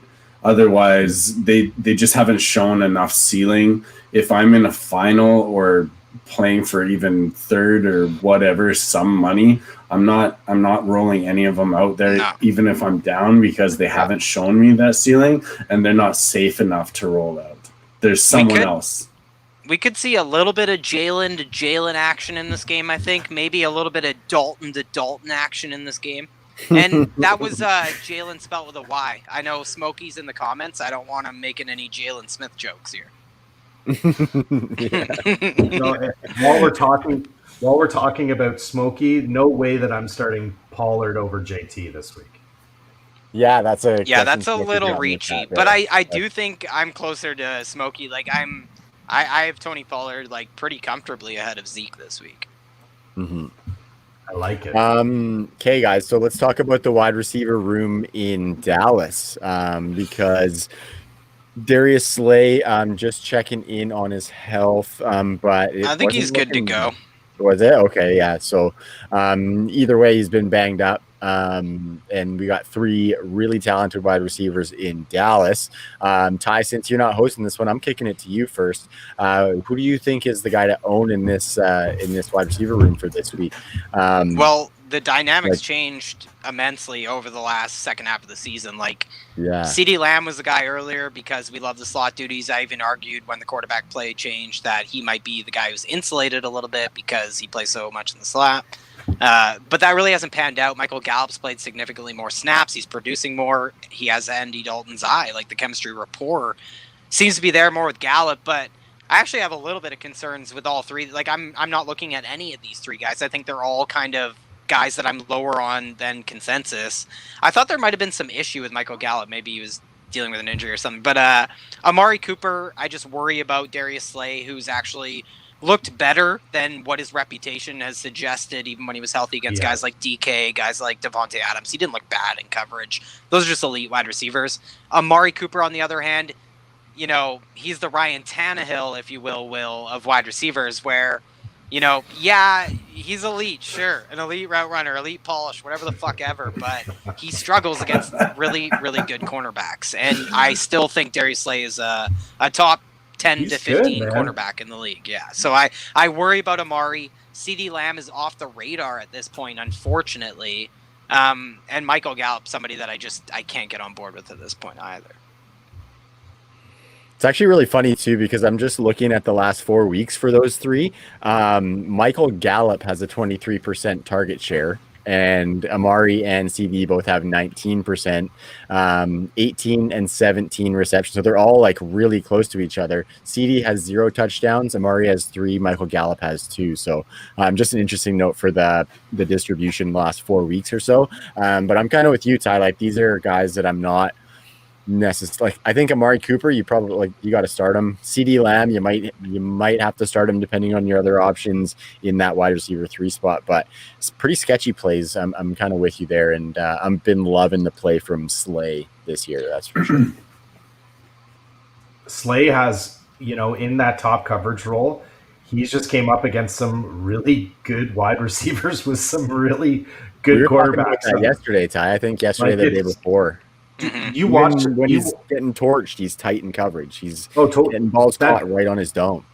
That DK game, for example, if it was any other corner and no help, if that was any other corner in the league, man, I don't even know what DK would have done in that game. But totally, Slay did everything except for giving pass interference on every single one of those plays. Slay was not beat. I haven't watched him as closely as Trav has, but every time I've seen Slay play, he's been lights out, man. Yeah. I think Amari Cooper is easy to get away from this week, to be completely honest. Like I'm not saying I'm starting like a million guys over him. I am saying that I'd start guys like maybe Corey Davis is somebody we talked about earlier that I might be playing over Amari Cooper this week. But I just saying that he's not the guy to chase a ceiling with, even though Amari Cooper can have those big games. I just don't think Darius Slay is the guy to chase that week from Amari Cooper for. Yeah. Ain't nothing to fuck with. So I think that's pretty good there. So let's go to the tight ends. You said the Dalton to Dalton connection. Like where would you be? Well, obviously you would start him if you think there's a connection, but what do you think it's going to look like for Dalton Schultz? Is he going to be like the safety net red zone guy, Ty? Like what are we hoping for from him? Yeah, I think he mainly just cuts into guys like it's unfortunate because they need him in. This offensive line is so depleted. It's not your older brother's Cowboys offensive line, right? So you kind of have to leave Dalton Schultz in there, at least in the lineup a lot, whether he's chipping and kicking out for a short route as a dump off. He's just a very useful player in this offense, unfortunately, for how it's constructed at this time. So while I think he's involved in the offense and he's suppressing guys' value like CD Lamb and such, and Amari Cooper and guys like that in the red zone, right? Like he is going to be involved when it comes to end zone targets, but I'm not starting Dalton Schultz in fantasy against the Eagles. Yeah, for sure. Yeah. I'm not even sure I'm starting Dallas Goddard. I'm not sure I'm starting Dallas versus Dallas, to be honest. Yeah, well, that's where I was going to pivot to, was over to the Eagles tight ends. Dallas Goddard, obviously, we love the talent. It's been a little bit up and down with Jalen Hurts there. I mean, as far as talent goes, he's probably one of the more talented guys that we have in the league, so it's really hard to sit him versus some of these lesser options. But Ty, let's go to you're starting Bobby Tuns in our final matchup. Would you rather start Dallas Goddard or Robert Tonyan? I'd start Baby Kittle all day in that. And just to shed light, like 8 catches, 82 scoreless yards in the 2 games combined with Jalen Hurts as the starter. Mm-hmm. And he's kind of like progressively had worse weeks over the last 4 weeks. So Dallas Goddard is no doubt, like he's really disappointing me at this stage of the season. You know what I mean? Like it just hasn't come, even though the tight ends have still taken so much volume in this Eagles offense still. So much snaps. Yeah, Brian, how about Dallas Goddard or Noah Fant? You were talking a little bit of Fant earlier. I like Fant a little bit better than Goddard. I just think he's going to see more targets than Goddard. They're both really talented, but I like Fant a little bit better. Nice. Yeah, that 11 targets last week for Fant was pretty nice for the tight end position. And lastly, will Logan Thomas or Dallas Goddard this week? I love Goddard so much. The volume hasn't been bad, right? I haven't watched the games to see what the quality of the passes look like, but the volume is there. It's not at Wentz level, but he's still, when you look at other comparison to other tight ends in the league. What year of Wentz? Yeah. I can't wait to get off this game. Well, I think Dallas Goddard, the one issue I have that nobody's talking about is the touchdowns, right? Like under Hurts, like everyone was kind of laughing at me, but he has 5 touchdown passes. One's that back shoulder to Alshon, one's to his BFF, Quez Watkins, who I brought up. The other 3 are to Greg Ward, 60% of them. So Goddard did get one called back, though. Goddard did get one Oh, called did he? back. So yeah, he a has good been note. looked for a little bit in the red zone. But so is Zach Ertz. That's all I wanted to Well, say is that he had 7 true targets that, last yeah. week. Like, yeah, he had a very non-Zach Ertz game because, big yards and all that. But he had 7 targets, and it was a very inefficient game with his 2 catches last week. But maybe we see the 15 targets to tight ends last week, over 30% of the targets. Maybe we use that as arguments for Dallas Goddard, right? And over the past 6 weeks, just to put it out there, like, Dallas, it hasn't been a great matchup. They've allowed the 6th fewest fantasy points to tight ends over the last 6 weeks. For sure. And I mean, Hertz was like keying in on Dallas or Zach Ertz a little bit last week in like important points of drives and stuff like that. So hopefully they can split that big percentage of the target share. But it's really hard to put Zach Ertz in a starting lineup right now. So, Trav, I'll get you out of here in like unbelievably Thanks, poetic fashion here because we're going to go to Indianapolis Colts at my Pittsburgh Steelers, at Will's Pittsburgh Steelers, at Brian's. Should I just leave for this one? Well, I think you might want to be here so we don't get off the rails. We could be here all night otherwise. Yeah. I'll keep an The eye on Steelers, guys, how the mighty have fallen. They are 1.5 point underdogs at home against the Colts in a 44.5 point total. So we could probably go pretty quick on this one. The only thing I don't know for sure, James Conner practiced in full all week, but I thought I got a notification that he is not playing in this game. Ooh, I didn't see that. Okay, so let me just look because I also have another note here: Phillip Rivers versus Big Ben Roethlisberger. That it's the battle of the 2004 draft class vampires. So Eli, long gone, boys. Everyone else too from the draft class except one guy. So True North trivia, boys. Can you name the other player from the 2004 draft class that is still playing? He is not a quarterback. That's my only hint. Larry? Boop, boop, boop, boop, boop, boop, boop. That's correct. Larry Fitzgerald, who went ahead of both Phillip Rivers and Big Ben. Yeah. But for I was going to say Gord, but I think he was before that draft. he might have been, yeah. He was. Before our time. For fantasy, though, like in this crucial week, is anybody trusting Big Ben or Phillip Rivers? Are you starting either of them? What if you had to make the super tough choice in a super flex league between the two in this game? Because there are negative matchups for both of them, right? I'd play Rivers. Oh. Would ya? Yeah. Ben doesn't look right, man. He doesn't look right at all. His elbow looks shot. He's not throwing anything farther than like 5 yards with any sort of accuracy. Will looks like he's wanting to say something here. What do you think, man? I think this is my opinion, is that the demise of Big Ben Roethlisberger is way overblown. He's not the Big Ben of old, but he is not as bad as everybody is indicating or letting on. He's still better than Rivers, 100%, and he's at Heinz Field. I am taking Big Ben over Phil Rivers, 100%. Deontay Johnson, catch the fucking ball. The last well, he's getting the volume. He's getting the volume. Yeah. So is Ebron. So is Ebron, another guy. Catch the ball. Hey, the defense is still elite. Nothing has changed there. They've been playing out of their minds every single one of these games. I don't think Ben is fully culpable in these losses. He's not the Big Ben that we saw, shatter records before his elbow injury. That's for sure. But this receiving core needs to step it up. They also need some better play calling as well because it is dull, it is boring, and everybody knows what is coming. And get Claypool involved. Big Ben's calling the plays out there. It's driving me nuts. Fuck wild. Randy Fichtner.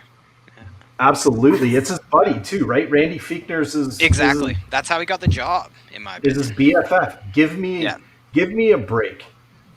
The season is on the line. Get creative. Get Claypool involved. Yeah. Or this season's toast. And for the quarterbacks, I'm kind of in between both you guys with Rivers and Big Ben for fantasy for this week. I don't think they're the worst plays in the world. They're ranked in they're right around back end quarterback 2s in fantasy football this week. I think they both actually finish a little bit higher. I think this game total ends up a little more friendly than people are thinking. Like, both defenses have really fallen off in recent weeks. Like, even just against quarterbacks, like the Steelers are the second toughest in 2020, just the 14th toughest over the last 4 weeks. Colts are the 10th toughest against quarterbacks. They've allowed the 11th most fantasy points to quarterbacks over the last 4 weeks. So I think both teams have kind of shifted a little bit. I think the question is, do you guys think the Colts can have a ton of success in the run game? I think that's what's going to dictate this matchup for fantasy owners, but also for the Steelers for the game. Because if James Conner, what do you have for me there, Trav? Maybe we should do James Conner first. I'm cruising, man, He's and playing. I don't see anything that says that he's out, so it looks like he's going to Just be keeping you good guys to on your go. toes. Yeah. Thanks, Ty. Thanks for that. Well, the Colts, it's the same thing with them, guys. Like, they've been really tough against running backs for fantasy, but over the last 4 weeks, they've allowed the 11th most fantasy points. I'll grant most of that is Derrick Henry in week 12, plus David Johnson's 11 catches, 100 yards receiving last week. So with Conner back then, do we think he's going to get a 3-down roll? Does that put him in fantasy lineups this week, or is he a pass? Pass. He'll play. Yeah. He'll play 2 series and get injured. Pass. 5 straight games Yeah. under 100 yards from scrimmage. But I just think Big Ben's playing poorly. I don't think he's done. I'm in the camp with Will 100% that we've seen this since 2017 several times with Big Ben. But I just wonder if they could let Conner try and run the ball 20 times in this game because their run game's been so poor, but also Big Ben's been poor. May as well try and get one of them going. So, guys, asking for a friend, are you playing James Conner or Devin Singletary this week? Don't tell him. Singletary Don't tell him. at New England. Because it is James Conner, and this guy has Devin Singletary in there. And I know he's I fucking just- with me. I He's just pulling the put Dave Devin- Cull. That's the I Dave just Cull put- special. I just put Conner back in there. I was just worried about the injury. It wasn't like necessarily the matchup. I actually just now put James Conner back in there, Ty. So I think I played. I knew you Connor were in fucking that with me. one. I knew you were playing Connor the whole time. Yeah. Like, I think you'd be crazy not to play Connor if Connor's good to go. He practiced in full all week. Just had to make sure you caught that one. But yeah, seriously, he's played so bad. Yeah, it's been a sore spot on the roster for sure. I think Anthony McFarland might be out for this game as well. So, like, maybe Benny Snell vultures touchdowns. Maybe they continue to pass heavily at the goal line for Pittsburgh. But yeah, do you guys want to? Why don't we pass to Benny Snell? Because that makes sense too. Why don't we run the entire offense through Benny Snell? Because it seems to be the only. Honestly, you guys all know that I'm hard on him. It was the only thing that was working last week. Fair point. Must be nice, Smokey. Let's let Benny Snell pound it 25 times. Why not? As his RB2. Yeah, that's sweet. Do you guys think Jonathan Taylor might get to pound it 25 times this week? Like, or does he get downgraded to, because of the matchup? I'm scared Because shitless Smokey of brought him John. up. Yeah, I'm scared shitless Leo of James. crushed him. So, I'm really quick, scared shitless. Pittsburgh is the toughest matchup for fantasy football going against running backs. Even over the past 4 weeks, I've talked about this defense falling off a little bit, but their defense, while they've taken a hit, still allowed the 4th fewest points to running backs over the last 4 weeks. So, are you guys starting the age-old debate, actually? Let's go with this one. J.K. Dobbins has the Giants. J.K. Dobbins, Jonathan Taylor, which I thought was an argument in the pre-draft process. JT. Ironically, we saw J.K. Dobbins have a good game against Pittsburgh earlier in the season. I think I'd go Dobbins there. I think I might be JT by a hair, but I love me some Dog Goblin. Are we avoiding Nyheim Hines in this matchup? Yes. Yeah. The Steelers have given up the fewest catches and receiving yards to running backs this season. And as a team, they've allowed the fewest yards after the catch as well. What about the wide receivers? There's actually a ton of talked about, how high are we on Deontay Johnson this week? Not. What? Wow. Oh, So and then drops the then Brian mic. Drops the bounces. mic on that. Peace. So Guys, Yeah. since week 7, only players have 100 targets. Devonte Adams and Deontay Johnson. Over the last 5 weeks, Deontay Johnson 72 targets, are 10 more than any other player in football. Adams, Nuke, Keenan Allen, only other guys who are above 60 targets in the last 5 weeks. So I know he's matched up against Xavier Rhodes quite a bit in this. He'll probably get him quite a bit. But I think Big Ben is just like keying in on him like crazy. I think he's easily a wide receiver too. Am I crazy there? Like you were pretty vehement or whatever, Brian. Do you think he's outside the top 20 at wide receiver, top 24? No, I think he's a back end wide receiver too. You're just mad at him. He'll get yeah, I'm just mad at him. It's just totally a personal feeling. 100%. You caught me. No, he's getting the volume. He'll be in that wide receiver 2 area.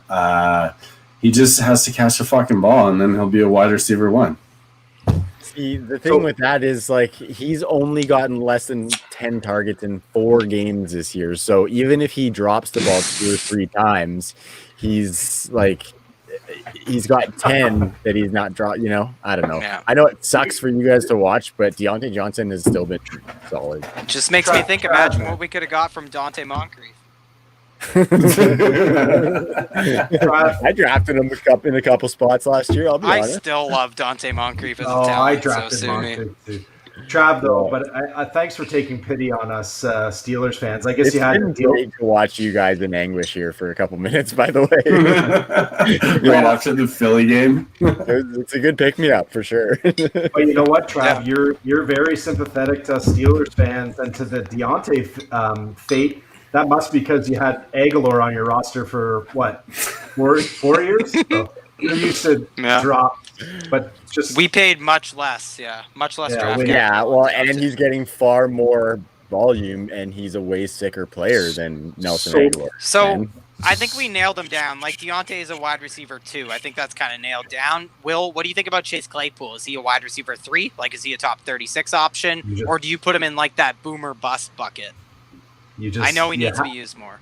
you have me up on the ropes here, and you're taking the low blows now, Ty. I want to back up on Deontay for just a second. Brian is down on him. You seem to be higher on him, and I've seen a lot of chatter that people expect a blow-up game here. Are you on that thinking, or are you more just on, he's going to get us 15 PPR points? I'm wondering where I should be on this. Yeah, I think you're on base. Like, I don't think you're off base, suggesting that he doesn't have a huge ceiling this week. I don't think he does have a huge ceiling. I think his ceiling is actually predicated on touchdowns, right? Like, he's also seeing a heavy dose of those as well. But we also see Big Ben will take the matchup that he has in the red zone. Like, it doesn't matter. A lot of people want to make it this guy or this guy in the end zone, whether it's Ebron, whether it's Deontay, whether it's Juju from earlier in the season. But really, he just takes the matchup he has. I think Big Ben, the only reason he is still going strong is because he can diagnose defenses so well. So I think Pittsburgh will continue to throw the ball more than they will run the ball, which is a rarity in the NFL in close. And I think that benefits someone like Deontay Johnson. But I think Chase Claypool is that one X factor who might be the difference maker that they absolutely need in a game like this, that they really need to get a spark in this offense going. Yeah, I agree with you, but it just scares me a bit how he's been used. He did see 8 targets last week, and what they consider a target to Claypool, because he is such a big-bodied player, he puts himself out there to try to catch these balls that a lot of time are completely uncatchable. They've got to get him involved. Go back to doing. I know it got kind of tiresome seeing the jet sweep happen 3 or 4 times, but that's what this run game needs. You've got an elite, dynamic talent in Claypool. Let's get him involved. You're Let's biased get on him jet involved. sweeps. I am absolutely biased on jet sweeps. Smokey and I both are, but they need to pull out all the stops to win this game. And hey, I don't care as a Steelers fan who the ball goes to, as long as they're putting up touchdowns. And the jet sweep works. It absolutely does. Fact, Claypool. So jet sweep to Benny Snell. Dude, if it gets sorry. When Claypool has put up a touchdown, Steelers 6-0. Not making that shit up. That's a real stat. Claypool is a game changer. He's seeing the rookie too in coverage. So Rock Ya-Sin, that kid. Mm-hmm. So who? You seen Rock? Shaw happens. Just really quick on that Claypool, though. There you go. The hope for Claypool, I'm just looking at Sharp here, Ty, and Indy has given up the 7th most explosive pass plays on the season, actually, if you look at Sharp Football. So I think that could play into the Claypool love, where he's one of those guys where if you played against one of those big performances from Evans or Kamara, I would definitely slot Claypool in as a wide receiver 3 myself. Sorry to cut in there, but I thought that was Trav, no, save me from losing my mind. Thank you. Well, Trav, would you take that swing with Claypool, or would you take that swing with somebody like Tyler Lockett in a tough matchup against the Rams that we just talked about? That's really... See, I would see, like, Claypool's... I think that's more... Well, and the floor sucks with Lockett, too. I was going to say ceiling versus floor, because Claypool could be a big ceiling, and Lockett could be a safer floor, but Lockett hasn't necessarily been displaying even that lately. I think I... still probably want to go with Lockett because I do still think he has that boom potential, but that matchup's so super hard. So very matchup dependent. Go ahead. Well, I was just going to say, like, you know, if you're on the other end of that spectrum and you started Kamara, you started Tom Brady at quarterback and got that advantage. What about Juju Smith-Schuster? Like, I think he is a wide receiver 3 at this point, but is he a guy you worry about the low ceiling? Or would you start Juju, or maybe somebody like his ex-teammate's cousin, Hollywood Brown? Like, would you start Juju or Marquise Brown? Or would it come down to what your matchup looks like or whatever? I think it probably would come down to that matchup. And I still, even that being said, like, I'm saying that's the only way I would start Hollywood, I think, over him.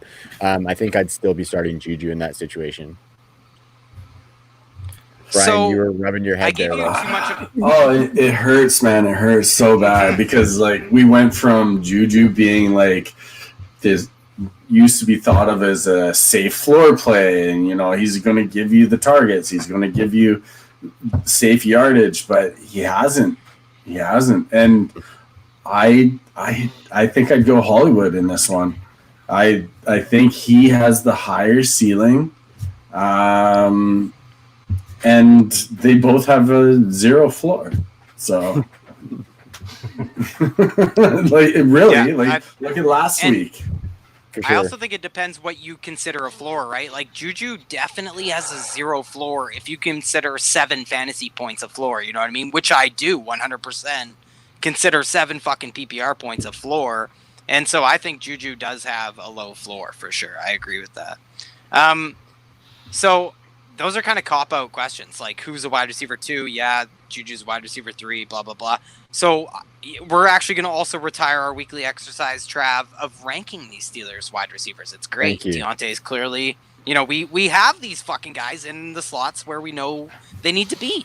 But I'll give Will the tough one. In this game against Indy, I would love for you to rank Juju, Claypool, and T.Y. Hilton on the other side. Because T.Y. Hilton's not dissimilar from Hollywood Brown. No, not at all.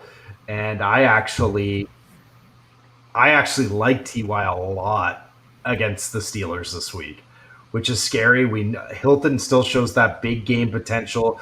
You know, even last week he still had a decent PPR floor. I think he had 11 points, but before that, you know, he was putting up 20 fantasy points and he was out targeting Pittman over that stretch. Hilton has some step in his game. I think that he still thinks of himself as elite. He doesn't give a shit about what the rest of the league thinks about him. And I think he's saying a little bit of to everybody right now, and against the Steelers team that has sold out before to stop the run, they have got burnt by fast, skilled wide receivers on the outside. Hilton fits that bill, right? So I would actually rank Hilton number 1, and then I would take Claypool, and then I would take Juju, and then I would go Claypool. From a fantasy perspective, that's how I would rank these guys. No, I think that's good, man. And The one thing I think is really weird is that, T.Y. Hilton has I think it's so cool that 4 straight games now, over 70 yards receiving. He went 9 straight scoreless games to start the season, below 70 yards receiving, 4 touchdowns last 4 games. I think it comes down to how do you feel about the Steelers' defense, right? Like, if you think Joe Hayden coming back is going to make a huge difference, if you think he's going to be all over T.Y. Hilton, if you think the Steelers' defense goes back to what we saw through the first 10, 11 games of the year, then maybe T.Y. is a little bit of a fade, but I think he's a really good ceiling play this week, a really good one. Like, if I had the decision, it's one of those things with the matchup. Like, if you're looking at him or a Russell Gage, if you're losing, it's just an easy decision. If you're winning, it's also an easy decision. What about Curtis Samuel, Brian? I really like Curtis Samuel as an interesting guy because Christian McCaffrey's out this week. What do you think about flexing him or T.Y. Hilton? I go with T.Y. there. I think he's going to have targets, and he has a higher ceiling than Curtis Samuel, easily. What do we think about Eric Ebron? He's had some easy matchups in recent weeks. Revenge game, Will. Revenge game, baby. So, yeah, he's a hard sit this week. And I think you're not even looking at an Indianapolis Colts for tight end. Yeah. No. Pittsburgh is the toughest matchup for tight ends. Let's go to the Cincinnati Bengals at the Houston Texans. So Houston is pretty heavy favorites in this game, a full touchdown. Bengals have yet to win a game on the road this year. In fact, 30 games into the Zach Taylor experiment in Cincy here, and they have 0 wins on the road so far. 46-point total in this game, just for fun, because you look at the records of these two teams, and it screams boring game, right? 46 total, the records, blah, blah, blah. The last 3 times these two teams have played, faced each other, the totals have been 22, 22, and a sweet 16. That's like Rams and Seahawks shit. That is just disgusting. And, we'll get into some of this with the players, I'm sure, guys, but these are 2 of the worst rushing offenses, Houston being the worst in football. Both teams, though, give up 125 plus yards rushing on defense, like both shit rush defenses. But sticking to how bad these teams have been running the ball really quick, they have been, the 2 past heaviest teams. It makes sense. Both teams throw the ball over 65% of the time with the Texans and the Bengals. Both teams, it's more than just their record, too, guys, like more than game scripts. They just cannot run the ball, the Texans or the Bengals. So I think the reason the spread is so pronounced, like why the Texans are such heavy favorites, it's just all about the quarterback, right? And we see that with the Texans offense being borderline elite with very little weapons. Meanwhile, Cincinnati hovering near the basement, regardless of their numbers being influenced by half a season of Joe Burrow. So what are we thinking about Deshaun Watson? Is he an elite option this week, or are you guys still a little hesitant on Deshaun? Definitely understand, Will. I think you mentioned earlier the lack of weapons for Deshaun Watson with all those injuries, but I think he's still definitely an easy play for me, just because we mentioned that Cincinnati is a bad running defense. Deshaun Watson runs the ball. He's run the ball at least 6 times in the last 8 games. So he's got that carry floor, and he could break one big if he has to put the team on his back with the lack of weapons. So I think he's an easy start. I don't think you get too cute with it, unless you have like another like really top option. But I'm not sitting Deshaun Watson in the championships. I think he can prop up some of these weapons, as in my opinion, as we've seen with Kiki Kuti as of late. It's almost a tongue twister. I know. I'm just looking at it right here because I saw a lot of people citing that the Bengals' recent performances against quarterbacks have been really wet. Ben Roethlisberger was terrible last week against them. But in week 10, like way back in week 10, Big Ben put up 30 fantasy points against them. Since then, like in between their 2 Big Bens in that spectrum there, they faced Alex Smith, Daniel Jones, Tua, and Andy Dalton, who kind of exacted revenge against his old team. But a soft sample there, so I think he's in a good spot. That soft sample, that came out wrong. And could go a few ways, actually. Just throw out the injuries. This coffee tastes like shit, Basil. Yeah, exactly what I thought of. These injuries, I wanted to spit the injuries really quick. Duke Johnson out with a neck injury. Tyler Boyd is out for the Bengals with a concussion. Also, the Bengals offensive line continues to be decimated with injuries right now. So who is the starting quarterback for Cincinnati? Can anyone remind me? It's not Brendan Allen. It's Ryan Finley. The Finster. Yeah. Thank you. I had Jeff Driscoll in my notes, and I knew that was wrong. What year is it? Yeah. Good old Driscoll. I think he's riding the pine for the Broncos or something like that. He is, yeah. So are we flexing Gio? Do we think it'll be a lot of Gio in this offense? He lit up the Steelers last week. How can you not? He had 5 shit games before that, though. Yeah. So Tyler Boyd's out, so conceivably he's going to get more passing down for a passing down back anyways, that all of a sudden look like fucking second coming of, I don't know, some Hall of Fame. Frank Gore. Prime Frank Gore last week. So Gio potentially gets an uptick in passing volume, which is good. Houston's run defense is absolutely horrible. So yeah, I like Gio. I'm flexing him. There's no doubt about it. Yeah, for sure. There's no doubt about it. Yeah. So yeah, I think that's definitely a safe play with Gio. Houston's given up the most rushing yards to the running back position this year, and nobody has allowed more rushing touchdowns than have the Houston Texans. The 7th most receiving yards to running backs as well. So that plays into Gio's hand a little bit too, as well. So, boys, just real quick, would you just a little either or with Gio here? Would you go Gio or would you go Hendo with Cam Akers sitting for the Rams? Fire away, whoever. Gio over Hendo? Yeah. It's my gut feeling. Yeah, I think I'd probably do the same, just because of that pesky Malcolm Brown. I don't trust that he's not going to get more work than he fucking should. Trav, too, have faith in your boyfriend Cooper Kupp too. For fuck's sakes, you talk about him all the time. He's gonna get 2 tutters this game. Okay. Sick. I'm going to chop that clip out and I'm going to play that on loop for you, you bastard. So that's going to be like your ringtone. Play Cooper Kupp, Trav. That was your Christmas present, by the way, for 2020 and 2021. I appreciate that. Used up a second year. So let's go over to the Houston backfield, because Cincy's run defense is pretty bad as well. David Johnson, do we think he's like a top 15 option for PPR this week? Or is it going to be a little bit ugly sledding, because Randy Duke Johnson is out this week? So Brian, what are your thoughts on David Johnson and his potential output? Yeah, I'm going to play him.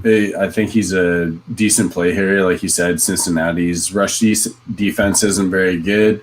He's coming off a game where he caught a lot of passes, had a lot of work in the receiving game. And I think Houston's going to try and put up as many points as they can. They've been embarrassed on the year, and this might be a game just to help them feel better about themselves. Yeah, for sure. And like you said, 11 targets last week for David Johnson. He caught all 11 of them for 106. And we were seeing him, I saw him, I think, catch one almost like up the seam where he had to turn around for it and catch it. And I think that's where David Johnson is the best, is as a pass catcher. He's just not the runner that we saw in 2016. He's lost a step, it looks like, and just kind of looks like more lumbering as a running back now, unfortunately. But we appreciate him for that production in 2016, because he won me a title, that's for sure. Now, in this matchup, guys, DJ or Gio Bernard, who would you say is the guy that you'd rather play in, say, your running back 2 spot? Will? DJ. Yeah, how about you, I concur. Yeah. Easy. Yeah, I think so too. When you're seeing them getting that many targets, and it's obviously not a coincidence that they don't have any healthy wide receivers, essentially. So Smoke's saying DJ is best as a memory. Yeah. But you could do worse in one of your running back slots, I think, this week than David Johnson if he's getting all those targets. But if he doesn't get those targets, he's hooped because he got eight carries last week, 10 the week before, 2 the week before that. So it's been tough sledding as a runner for sure. Yeah, so I think that's pretty good way to wrap up these running backs because they're not exciting, but you can start both of them, right? So that's like they both get really good matchups this week. So they're I could see both these guys putting up 20, no sweat. 100%, man, 100%. Like it's the volume in the matchup, I guess. The wide receiver rooms, though. Ty was talking about how pass heavy these teams are, so I think we would be remiss if we didn't go into these pass catchers. Of course, Tyler Boyd, like you said, Will, is out. I believe it was you that mentioned that. He's got a concussion. So wheels up for T. Higgins. AJ Green's gotten a little bit of work, obviously. I think in the quarterfinals, he scored a touchdown for us. I don't have his numbers up, but that was it's always funny when you see AJ Green have a productive week because like, oh, sweet. Yeah, thanks for doing that on the bench. So, obviously the Texas secondary doesn't have Roby. So T. Higgins is looking like he's got a pretty solid matchup too. Ty, you're back now. Where does T. Higgins land for you this week? Probably right around like wide receiver 48, to be honest. Like he's a wide receiver 4 to me. Mm-hmm. Yeah. I mean, the Texans secondary is brutal without Roby, but I just can't. And Tyler Boyd is out, right? So it sets up fairly nice for him. I just have no faith in not Jeff Driscoll, but the other guy. If it was Driscoll, I tell you what. Look, I love T. Higgins. Like, I just don't want to start a guy who has under 60 yards receiving in 5 straight games, just one touchdown in that span, in probably the worst passing game in the league under this third-string quarterback. That's just not a guy I'm looking at for fantasy, no matter how talented he is, no matter how little talent exists in the opponent's secondary. Mm-hmm. And like contrary to previous games earlier in the season, in that 5-game span you're talking about there, Ty, he's averaging under 10 yards per reception, and the target volume has been kind of spotty. So that's a little bit of a recipe for not that great a fantasy production. Looking over at the wide receiver room in Houston, obviously we got no Tyler Boyd. I don't think actually, guys, let's go around the horn. Are you going to start AJ Green this week? Do you think he can put up the point? Great. I don't hate myself. No. No. Is that a laugh track? Yeah. Just had to make sure we buttoned it up there with the warm bodies in Cincinnati. But yeah, so the Texans wide receiver rooms, Brandon Cooks has, he's been a little bit up and down for sure. And in the last 27 games, he's got 6 top 24 weeks. So he's not coming through with that steady wide receiver 2 production, obviously, that we thought we were going to maybe get from him. Especially with Will Fuller going down, it looked like it was wheels up, but not so. Brian, what do you think is that stemming from for Brandon Cooks? Because it seems like the opportunity is there. He's got a great quarterback. There's a lot of passing volume to go around, but he just hasn't necessarily been doing it consistently. I have no idea why he's not doing it consistently. I don't have a real solid take on it. I mean, he's been getting some targets. He hasn't been making the plays, and no touchdowns. It's kind of disappointing, yeah, and no touchdowns in that span as well. So, yeah, 5 straight games as not a top 24 wide receiver for Brandon Cooks. I think he's been borderline AJ Green territory at this point, not in the sense where he's like, Brandon Cooks is.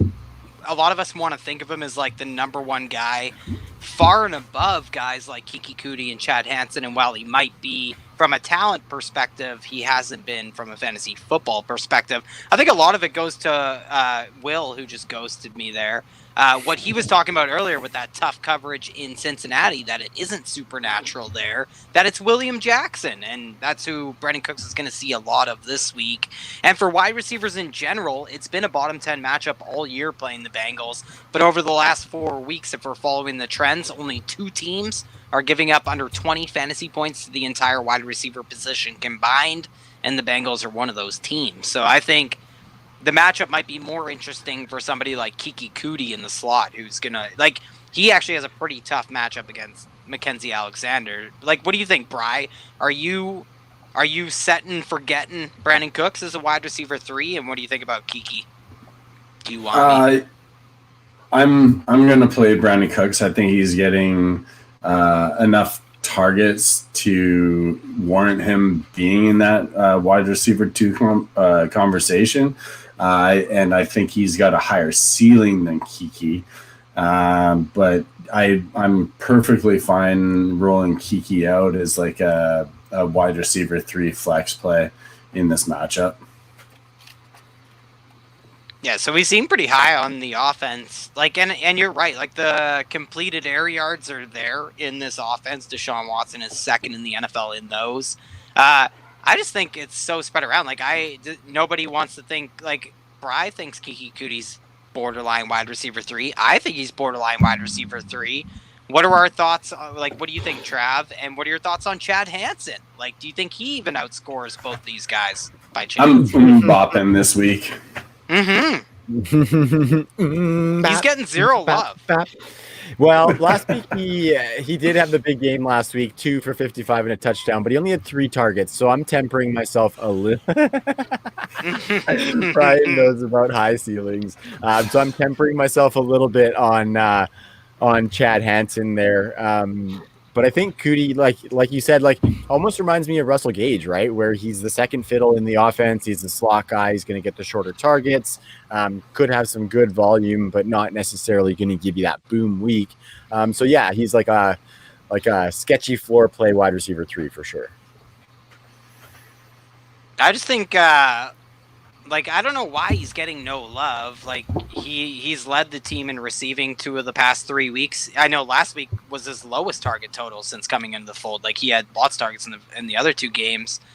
So I don't know. Maybe it's just me. Like, I'm the only guy in the world who probably thinks he deserves wide receiver 3 consideration. But I think that's honestly how I feel about all 3 of the wide receivers in Houston, whether it's Brandon Cooks, Chad Hansen, or Kiki Cootie. They're all wide receivers 3s to me, really. But Kiki worries me because of that slot matchup. Brandon Cooks kind of sketches me out too. So I don't know. Going up against Darius Phillips seems like a plus matchup for Chad Hansen. But I think a lot of this is just going back to that. We shouldn't be shocked if it's a ton of David Johnson in the passing game. Yeah. But maybe Chad Hansen's more involved. Also, Cincinnati has really struggled defending tight ends, especially athletic ones. You look at the ones who've hurt them, and it's guys like Mike Gesicki, Evan Ingram, Harrison Bryant, Mark Andrews. So Texans heartbreaker Jordan Akins, he could even be involved. Like, might want to be a guy we have exposure to. Yeah, might want to have some exposure to him in GPPs this week. 6 targets the past 2 games for Jordan Akins, so not bad. I've taken zeros in my lineup. Yeah, fully, totally. I admit. And I love that you're just still riding with your boy, man. That's good.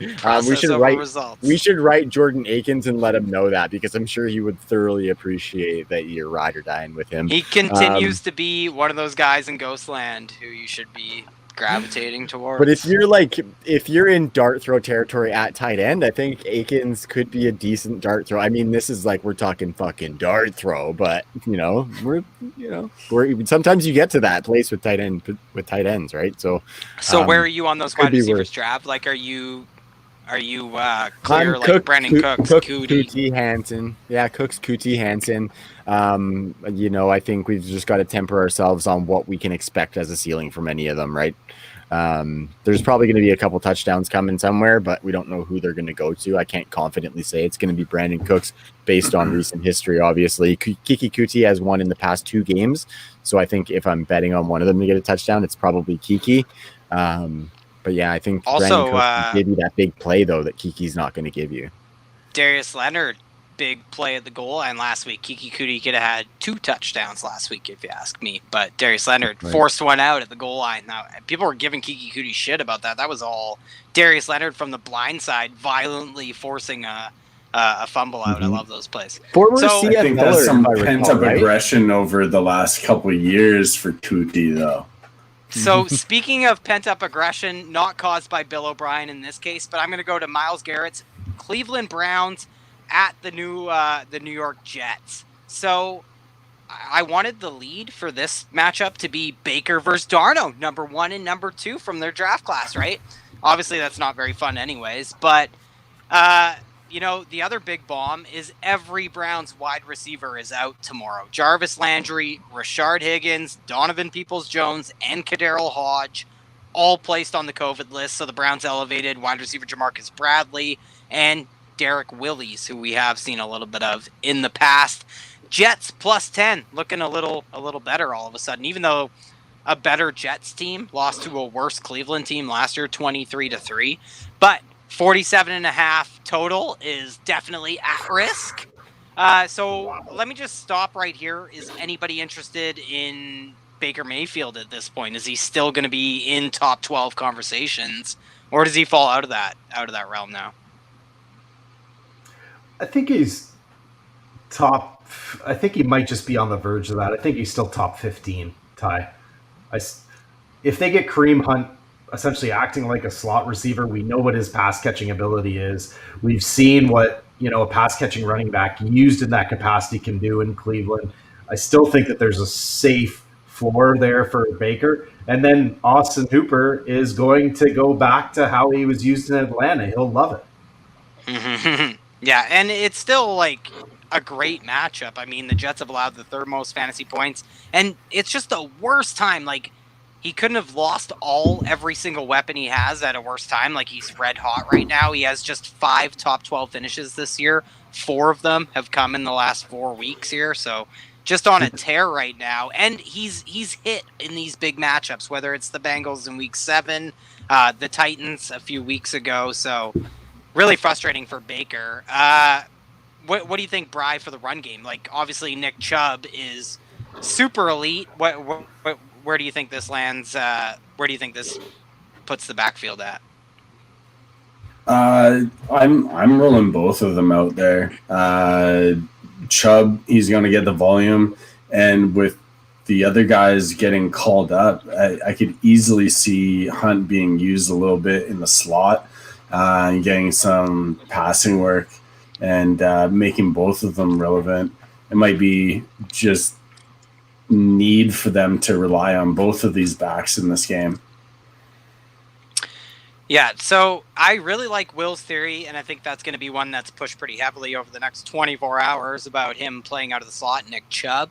I kind of worry, like, the Jets have allowed the 3rd fewest fantasy points to running backs over the last 6 weeks. Kind of shocking.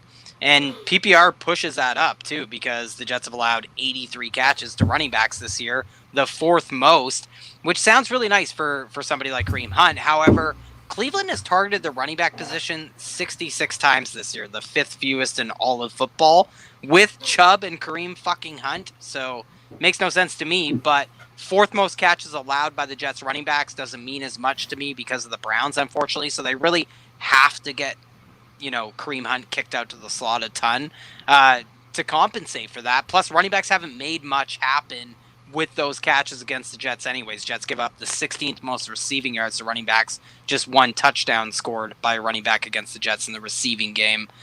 So that's all just kind of matchup nuance, right? Kareem Hunt is the guy I wanted to talk about before all this news came out anyways. He was the running back 4 overall 2 weeks ago against Baltimore.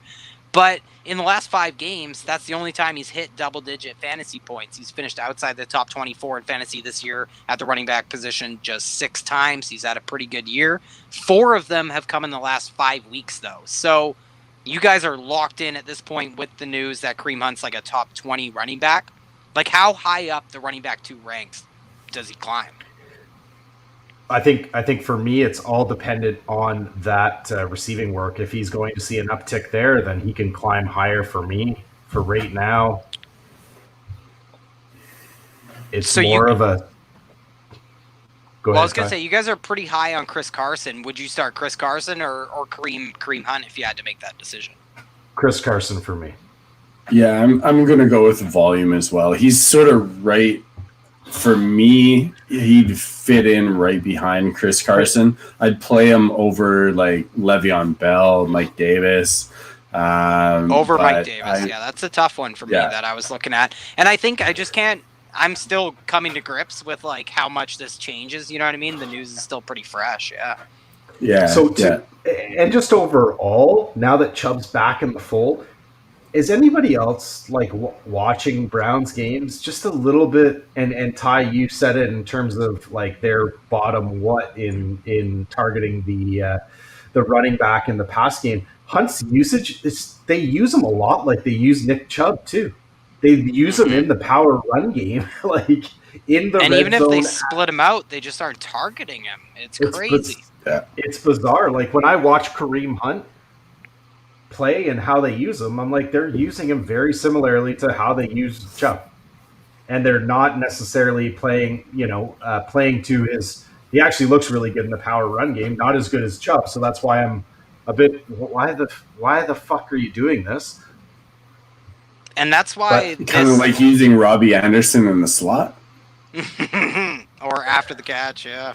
But it just goes to like what we were talking about, because I think all this is even more interesting because the Jets are just such a pass funnel. Like they've actually been very tough against the run. Like they've actually been a good run defense. I know Quentin Williams goes out, blah blah blah, but they've been so bad against the pass that teams have just decided to pass against them. So I think it's interesting that maybe we do see them try and run, but maybe they don't have a ton of success, and then we'll see where the Browns and Kevin Stefanski decide to go from there. Like, do we think Austin Hooper? Maybe we could see a ton of these tight ends, like Austin Hooper, Harrison Bryant, and Njoku. Like, do we think that happens? Like, do we feel Austin Hooper is a tight end one all of a sudden?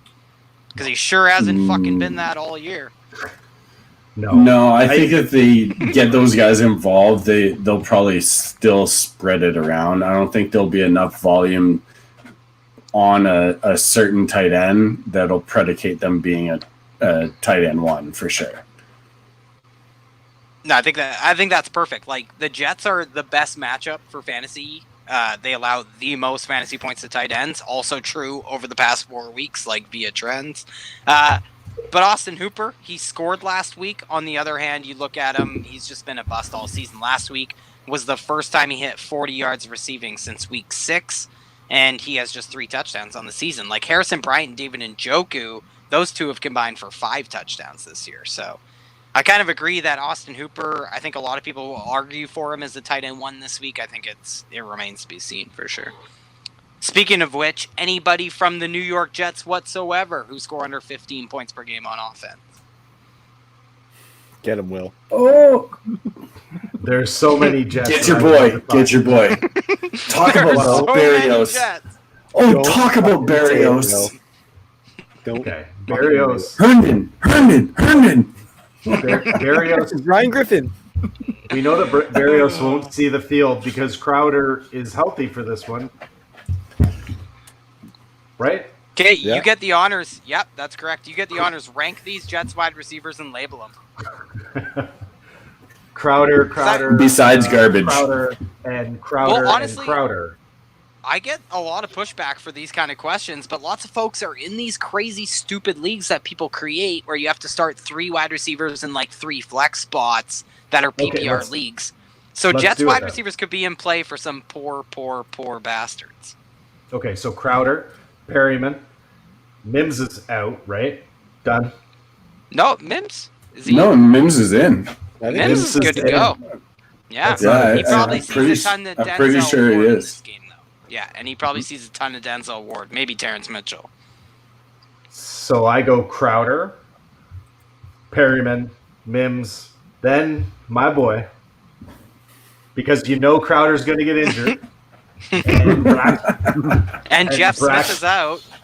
And Jeff Smith is out, so that means that Braxton Berrios will see like 8 targets, and he'll put up a tutter and probably about 12 fantasy points. I've ranked it. You heard it. You heard it here first. Okay, you heard it. Was that really good tune by Tony Braxton back in the day? There's one really good one by Tony Braxton back in the day. Can't quit you. Unbreak my heart every time. Unbreak my heart. Was it yeah. Is that it? Yeah. Talking about Braxton Berrios. Say you love me again. He's so good. Smokey's got a tough one going on down here. Does he? What's he got? Yeah. Crowder's his wide receiver 3. Yeah, yikes. SOL, they call that. Hey, Cleveland has let up a ton of points to the wide receiver position, right? I know that they've toughened up as of late, but Crowder sees the volume from Sam Darnold. Yeah. Crazier Is shit he has seeing happened. ghosts? It's going to be seeing Myles Garrett this week. Yeah, and I wonder what we'll be seeing in the offseason, whether it's a new surroundings or whatnot. So let's go to the next game, the New York Giants at the Baltimore Ravens, Sunday morning game.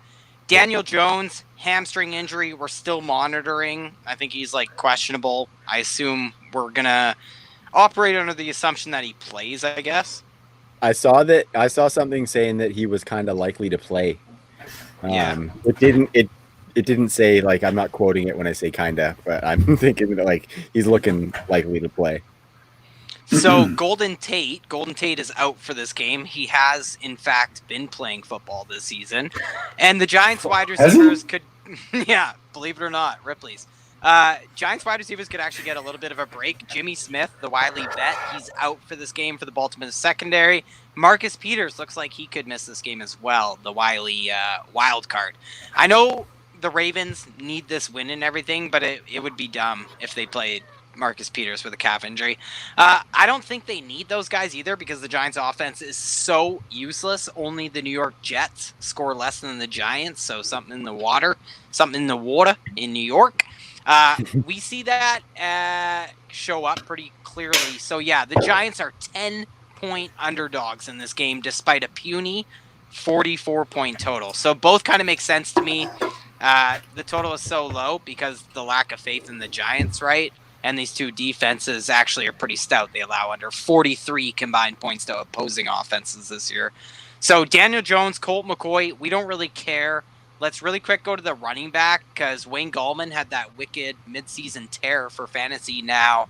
I don't know if he's hitting a wall. I mean, it was Wayne's world for a while. He was setting career highs left and right, top 12 fantasy back across those 5 games that he had that 6 stretch. Definitely slowing down now.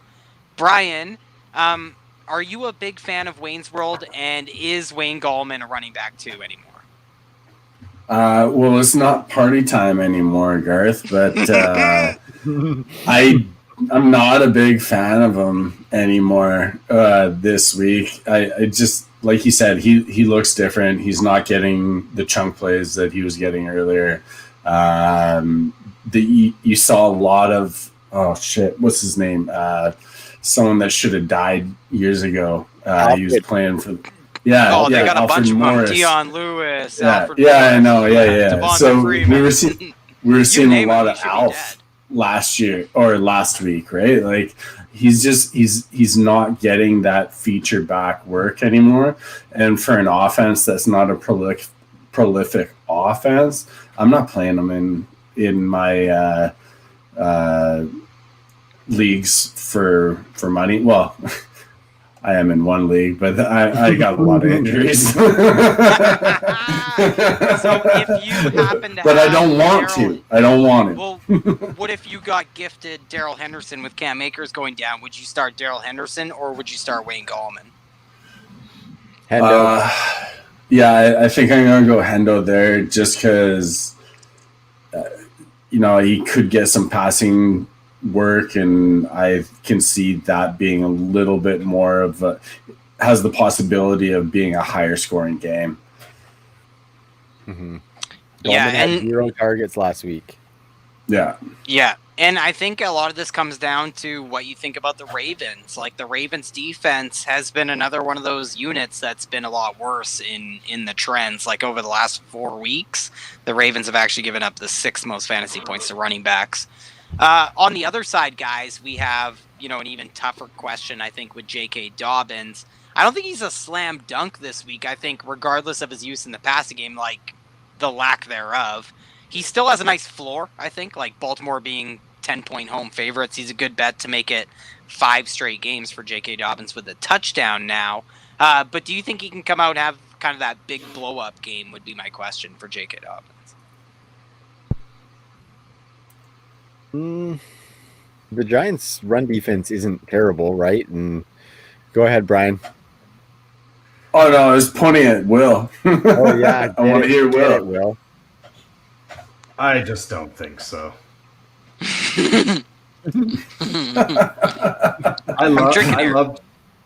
love JK. Come on, though. I mean, Gus Edwards. We got Justice Hill there. Mark Ingram. Maybe. Justice Hill. Fuck. Mark Ingram was a What healthy year are scratch we last in? week. Brian, he's getting snaps. Okay. At least he's not getting Jerome Buss's nickname. Yeah, yeah, he's not stealing nicknames, so that's good. But Dobbins, to me, it doesn't look like a blow-up spot. Giants have been tough against the run. And to talk a little bit about Wayne's World, his production's directly correlated to the Giants being in the red zone. They have not been in the red zone. He's had 3 touches over the last 3 games. Gallman has been effective when they're in the red zone. So if the Giants have to get into the red zone for Gallman to score and to be fantasy relevant. And to add on to that, Will, and to add on to that, for some inexplicable reason, 2 weeks ago and 3 weeks ago, we saw those touches inside the 10-yard line, which were, like you mentioned, only 1 per week of a running back getting a touch inside the 10-yard line. But it went to Alfred Morris and Dion Lewis in respective weeks. That's just ridiculous. So I agree that Wayne Gallman needs some of the confluence of events to come together. But if they do, he's set up where he can actually have a good game, like a 15 to 25 point fantasy game. And Trav, you mentioned the targets, which are obviously, something that he could see this week, whether Dion Lewis siphons some of those, but I think Wayne Gallman will be out there enough in a negative game script against Baltimore that maybe he does get at least some of that floor added into his profile this week. So we don't have a floor with Hollywood Brown. This guy has no fucking floor. No. I don't know. I think we have a good feel for him. What I didn't mention, I've asked a lot of either-ors about Marquise Hollywood Brown, a couple of them tonight, so we have a decent feel. But I didn't mention that he's going to get James Bradbury in coverage. That's a very tough matchup. I really, really like James Bradbury. Yeah, and I think we've established this guy's a boom-bust wide receiver 3, so I'm just kind of looking at the ECR here. Hollywood or those Texans wide receivers? Rank Hollywood among those Texans wide receivers, somebody. I'll do it. I'm going to go Cooks, and then I'm going to go Hollywood, then I'll go Kuti, and then I'll go Hanson brother. But that's where I'd sit too. So what about DJ Chark? DJ Chark gets the Bears, which is our next matchup. Fuck. Done. I'm out. Hey, isn't Long Neck Giraffe? He's back in, right? Yeah, Glennon's back. They're tanking for Trevor. Revenge game. They can't have Minshew messing this up. If they only kept Glennon over Trubisky. It'd probably be the same shit. Give me Hollywood over Chark. It hurts though. Yeah, I'd take Hollywood too. Those guys are the people that we're entertaining if it comes to us being down in our matchups and maybe pivoting off a Russell Gage or somebody. So somebody that maybe you're pivoting off, I don't even know. I think we've talked about it. The way Daniel Jones is playing, it doesn't really matter who's at quarterback if you own the wide receivers in New York, and truthfully, in most weeks, these wide receivers, I don't give a fuck about them. But with banged up corners for the Ravens, with Golden Tate out, I do want to ask about Sterling Shepard. He could go into the slot a bunch. Maybe Evan Ingram does that more as well. If he is on the outside, he's still going to match up with Marlon Humphrey, so that would suck. So hopefully they do kick him into the slot. But does the confluence of events, is it enough for you to consider Sterling Shepard this week, or is he still just a wide receiver 4, wide receiver 5? No, I'm not considering him. He's wide receiver 4 or 5. He's not touching my lineup. No. What about Dez? Yeah. I just wanted to mention him. I just wanted to throw the X up. That's all I wanted to do. First touchdown in 3 calendar years. It felt good. Yeah, good for him. 1,100 days. Did you see him after he threw the ball away and everybody was celebrating? And then he ran after the ref. He was like, "No, give me that ball." Yeah, give me that touchdown with the Ravens. Put that shit on the mantle. That might be my last one, dog. Yeah. Ooh. Ouch. Too far. It's truth. Spoken like a true Cowboy. Eagles fan. Yeah. Spoken like a true Eagles fan. So you know who's going to score lots of touchdowns? Yeah, go ahead. So there's a guy who's going to be a touchdown machine in his career that we haven't talked about here. We've expressed some concerns for several Ravens players thus far throughout the season on offense. I don't think any of us have any concerns with big Mark Andrews, do we? Who started the season with 8 straight games under 60 yards receiving. He has 60 yards or more in 4 straight games now. Is he like a borderline elite option at this point at tight end? He is if he has volume. But the Baltimore Ravens do not have a voluminous passing game. It doesn't exist.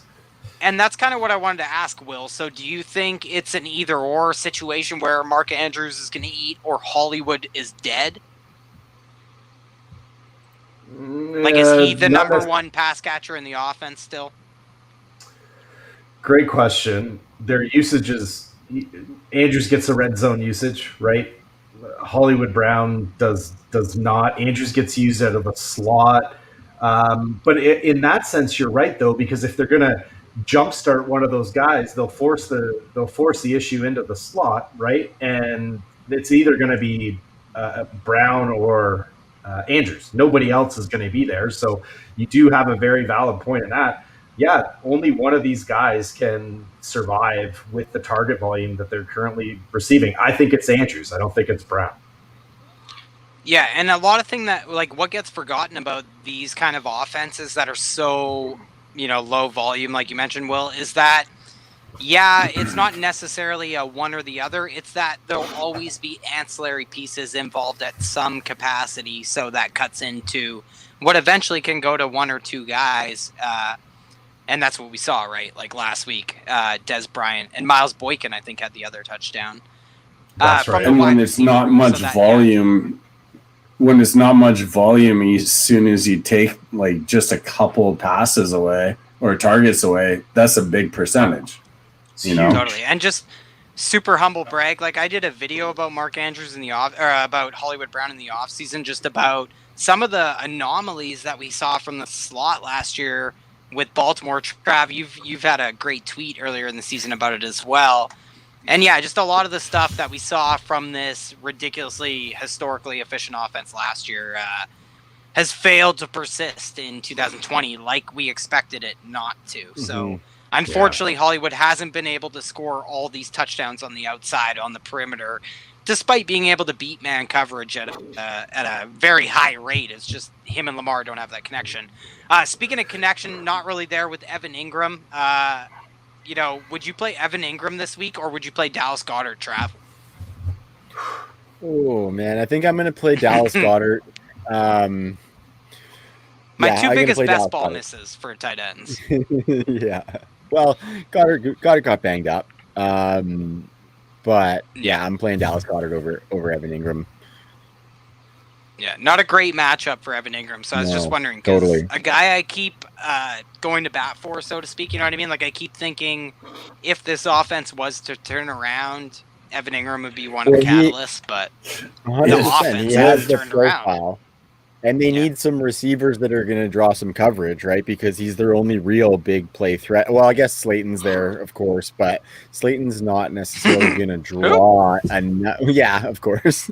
But Slayton is a big play player, right? But Evan Ingram is somebody that offenses can key in on. And when they do, the quarterback play is garbage, and they just can't make him productive. And I'm glad you mentioned Slayton. Like, on the spot, we love to try and make sure we mention all the people, like everyone, millennials, that want to know why. And I understand that. And one of the whys of Evan Ingram, Sterling Shepard, who gives a fuck, but why some guys might not produce might be because somebody like Darius Slayton has actually resurfaced over the last couple of weeks. He's had like 17 or 18 targets or something over the last couple of weeks. So no way we're trusting him in fantasy, but definitely a guy who could, his skill set aligns perfectly with Daniel Jones. If Daniel Jones plays, we know he's shown rapport and chemistry with him in the past. So one of the guys that bears mentioning for sure. So my thanks to you. And I'll just move on because we got to get this one out of the way. Chicago Bears at the Jacksonville Jaguars. No. What I'm going to do here, so I'm just going to get the injuries. I'm going to get the injuries out of the way. No. We just skip on past this shit. No. Next. James Robinson is out. Everyone, I would if my laptop wasn't right below me. Do it. The magical season comes to an end. An abrupt end, unfortunately. Speaking of magical season, Allen Robinson had one of those for Jacksonville back in the day. Big revenge game for Allen Robinson. Unfortunately, questionable with the, pandemic that is a hamstring injury. I'm looking at this. Holy guys. Lots of questionable tags this week for Chicago, including Khalil Mack. Massive influence on the pass rush. The comfortability level of Mike Glennon. Boop. And by the way, he is playing quarterback. We should mention that, right? Over Mr. Minshew. Mike Glennon, starting quarterback for the Jaguars. And the other injury I wanted to mention for the Bears is Akeem Hicks, who he curves the Bears' run defense, if nothing else, lots time. more. Big time. So hopefully Allen Robinson is not on a snap count because super revenge game. Even though Mitch Trubisky at quarterback, it doesn't really scream, look at me now, if you're Allen Robinson. So 47, you want to have that really good girl in your arm when you run into your ex-girlfriend. Not the case with Allen Robinson. He's got to hold that until after he signs as a free agent somewhere. Exactly. Yeah, hopefully. That and his hamstring this week. So 47-point total in this game, which was actually a pleasant surprise to me. It feels like the Jags, won't risk anything above getting the first overall pick at this point. So the Jaguars are getting 7 points in this game, so the spread definitely makes sense. Bears offense, guys, I think people are they're the laughing stock, whatever, but relative to the early season, the Bears have been much better on offense, I'll say. So another juicy matchup this week for Mitch Trubisky. Are we starting this guy in our fantasy football playoffs? I know Ryan Pace is, but are we? Yes. Why? Why not? I will. Right? He's been efficient. He's completing over 70% of his passes back-to-back games now. He's doing pretty good, and he has the ability to use his legs. Wills looks like he's going to have an aneurysm up here, but I don't think he's a bad play at all. Maybe sprinkle in someone else that Will likes, a little David Montgomery up in this bitch.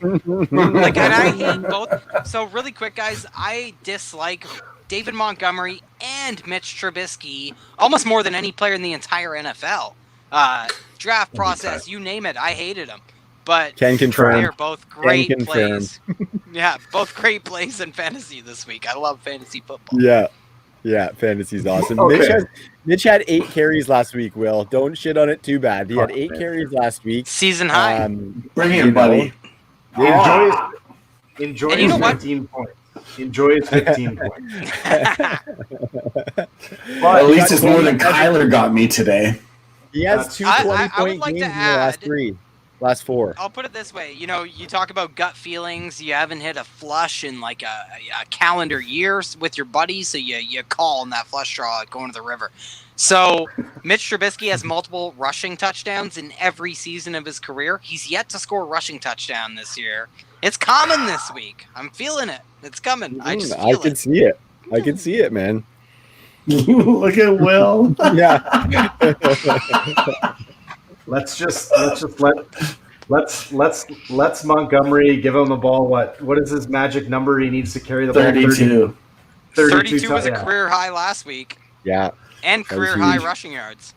2 touchdowns last week. Absolute I love it. He is so bad. And I love it. I put it out there for all of the Montgomery truthers. Everybody saying, where are the haters at now? I keep saying, I'm right here, guys. Me too. I keep saying it too.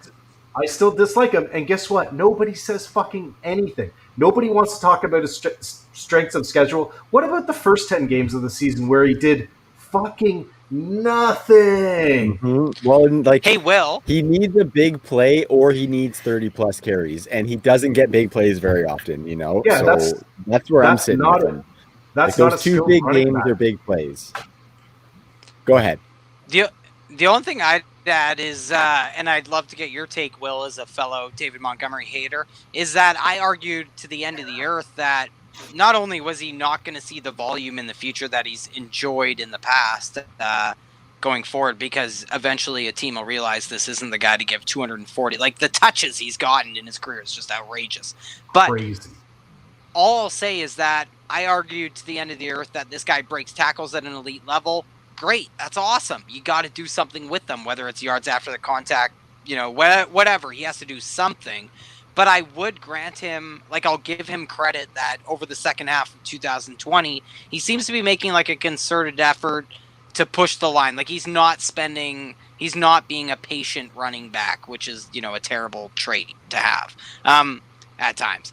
So I just want to say that I think he's pushing the pace a little bit more, and the offensive line sucks there anyway. So I think he's taking advantage of what he can. Obviously, the strength schedule has influenced that heavily, but I would love to hear your take, whether you think going forward, if he's learned something or if he'll, revert back to his tendencies that he's grown up with and, been successful implementing through his career.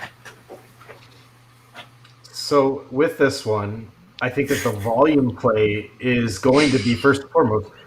If Tariq Cohen was in the mix this season, he wouldn't be getting this volume, period. Would not Especially the pass, be happening. Yeah. Tariq Cohen would eat into his snap share. He would not be getting this crazy, insane volume. After New Orleans, he literally faced off against the who's who of shitty run defenses. And even, against New Orleans, he put up 12 fantasy points. And how many snaps did he take against New Orleans? He was 92% snap share. He had 21 carries. 21 carries, guys. Give me a fucking break. He is not good. 65% snap share against Tennessee. 14 carries. 5.2 fantasy points. Then look at the run defense where all the Montgomery truthers have went haywire. We got Green Bay, Detroit, Houston, Minnie. Chicago, if they continue to run with Montgomery as their RB1 and they're not going to bring in another back, I mean, that's just indicative of this entire organization. They are setting themselves up to lose, but it seems to be what they like to do. They have wasted a generational talent in Khalil Mack. They continue to waste this defense, and the window that they've had was shitty quarterback play and shitty play calling. So guess what? Chicago Bears, David Montgomery is the running back that you deserve, is what I have. That is so articulate. Well said, Will. I've thought about this a lot. And don't we think it's ironic that Matt Nagy, Ryan Pace, they were the only people to not fall on their sword last offseason? So I think all that it's a whole new regime. So we have to wonder what that, what allegiance does that new regime have to David Montgomery coming in, and that's absolutely zero. And you think about it, and he's ending the season, I guess the Bears, because of Kittle's performance and the 49ers performance, that they will get into the playoffs, it looks like. It does. They should. They've got the leg out. The ball's in their court for who gets in, for sure. Yeah. So let's say that Travis is being humble, but I still want to take a shot anyways. They deserve it more than any NFC East team. I'm not going to dispute that whatsoever.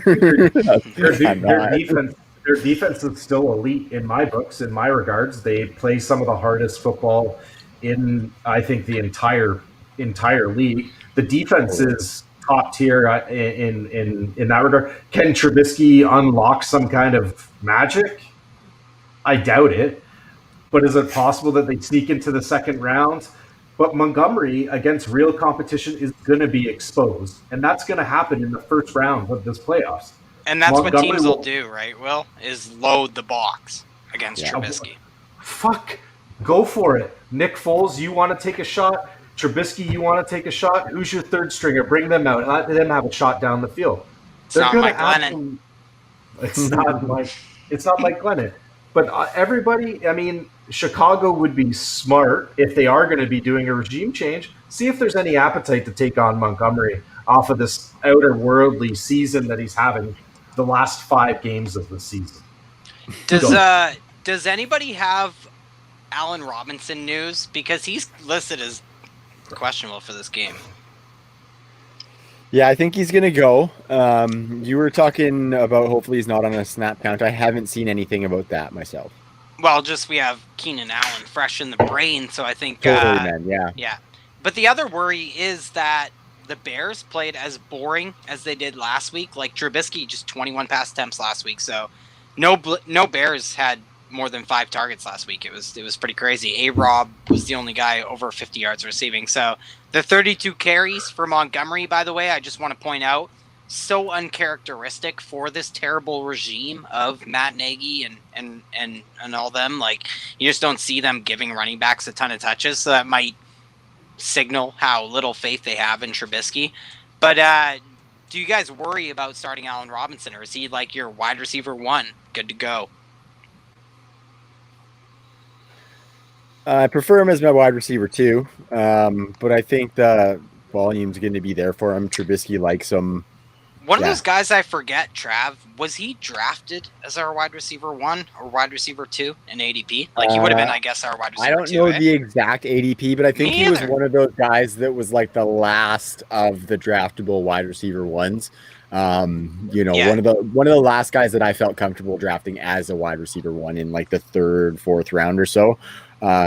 So yeah, he's probably right in that back end one. And everyone knows I'm a big hit rates nerd. So Allen Robinson, literally in the last half decade, has had 2 of the biggest hits in fantasy football at the wide receiver position. Back in 2014, 2 years ago, in his first season in Chicago, I believe.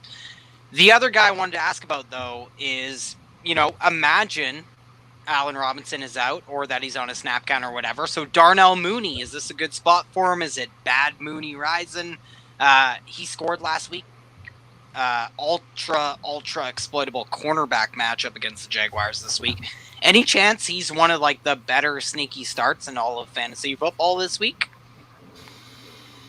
It could end up that way by the end of the week, but early in the week, it's hard to like call him that, I think he's a sneaky start for sure because he's been getting target volume throughout the season, and he profiles as kind of a big play guy, and that touchdown was really nice last week in the red zone as well. So I think as like a sneaky deep flex, sure, why not? You just got to live with a shitty game from him if he doesn't, because it's going to be one or the other, I think. Would you start him over any Chiefs wide receiver not named Tyreek? Like, would you rather take a shot on him or Mecole or Sammy? Yeah. McCole for sure. I think probably Mecole. Maybe Sammy too. It's kind of gross. What about the Packers guys, MVS or Alien Lizard? MVS for sure. I'd take MVS too, yeah. So we don't like Mooney. What about against these other guys? Like, what about Laviska Shenault? What about Keelan Cole? What about DJ Chark? Like, is DJ Chark significantly above Darnell Mooney, and then the other guys? How do you guys rank that? Significantly. Chark's the highest one for me. Yeah. But they're all real far down. And then Laviska would be 3rd in that group. I think I go Mooney, I go Laviska, then I go Chark. Wow.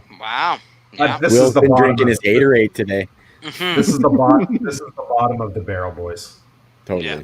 No, totally. And I think none of these guys are ideal. And it's tough because it's not like you're starting any fucking tight ends in this game. Like, I know fantasy stoner out there somewhere starting Cole Kmet for sure, but 2 targets, 12 yards last week. Not great. Tyler Eifert, maybe. Yeah, like, I think Notre the problem... Dame tight ends. Well, totally. Cole Kmet, Tyler Eifert. I love it. Jimmy Graham, ex-basketball player. Not sure you heard that, guys. Wow. The problem with Brian, Cole do you know Kmet him? is that... Yeah.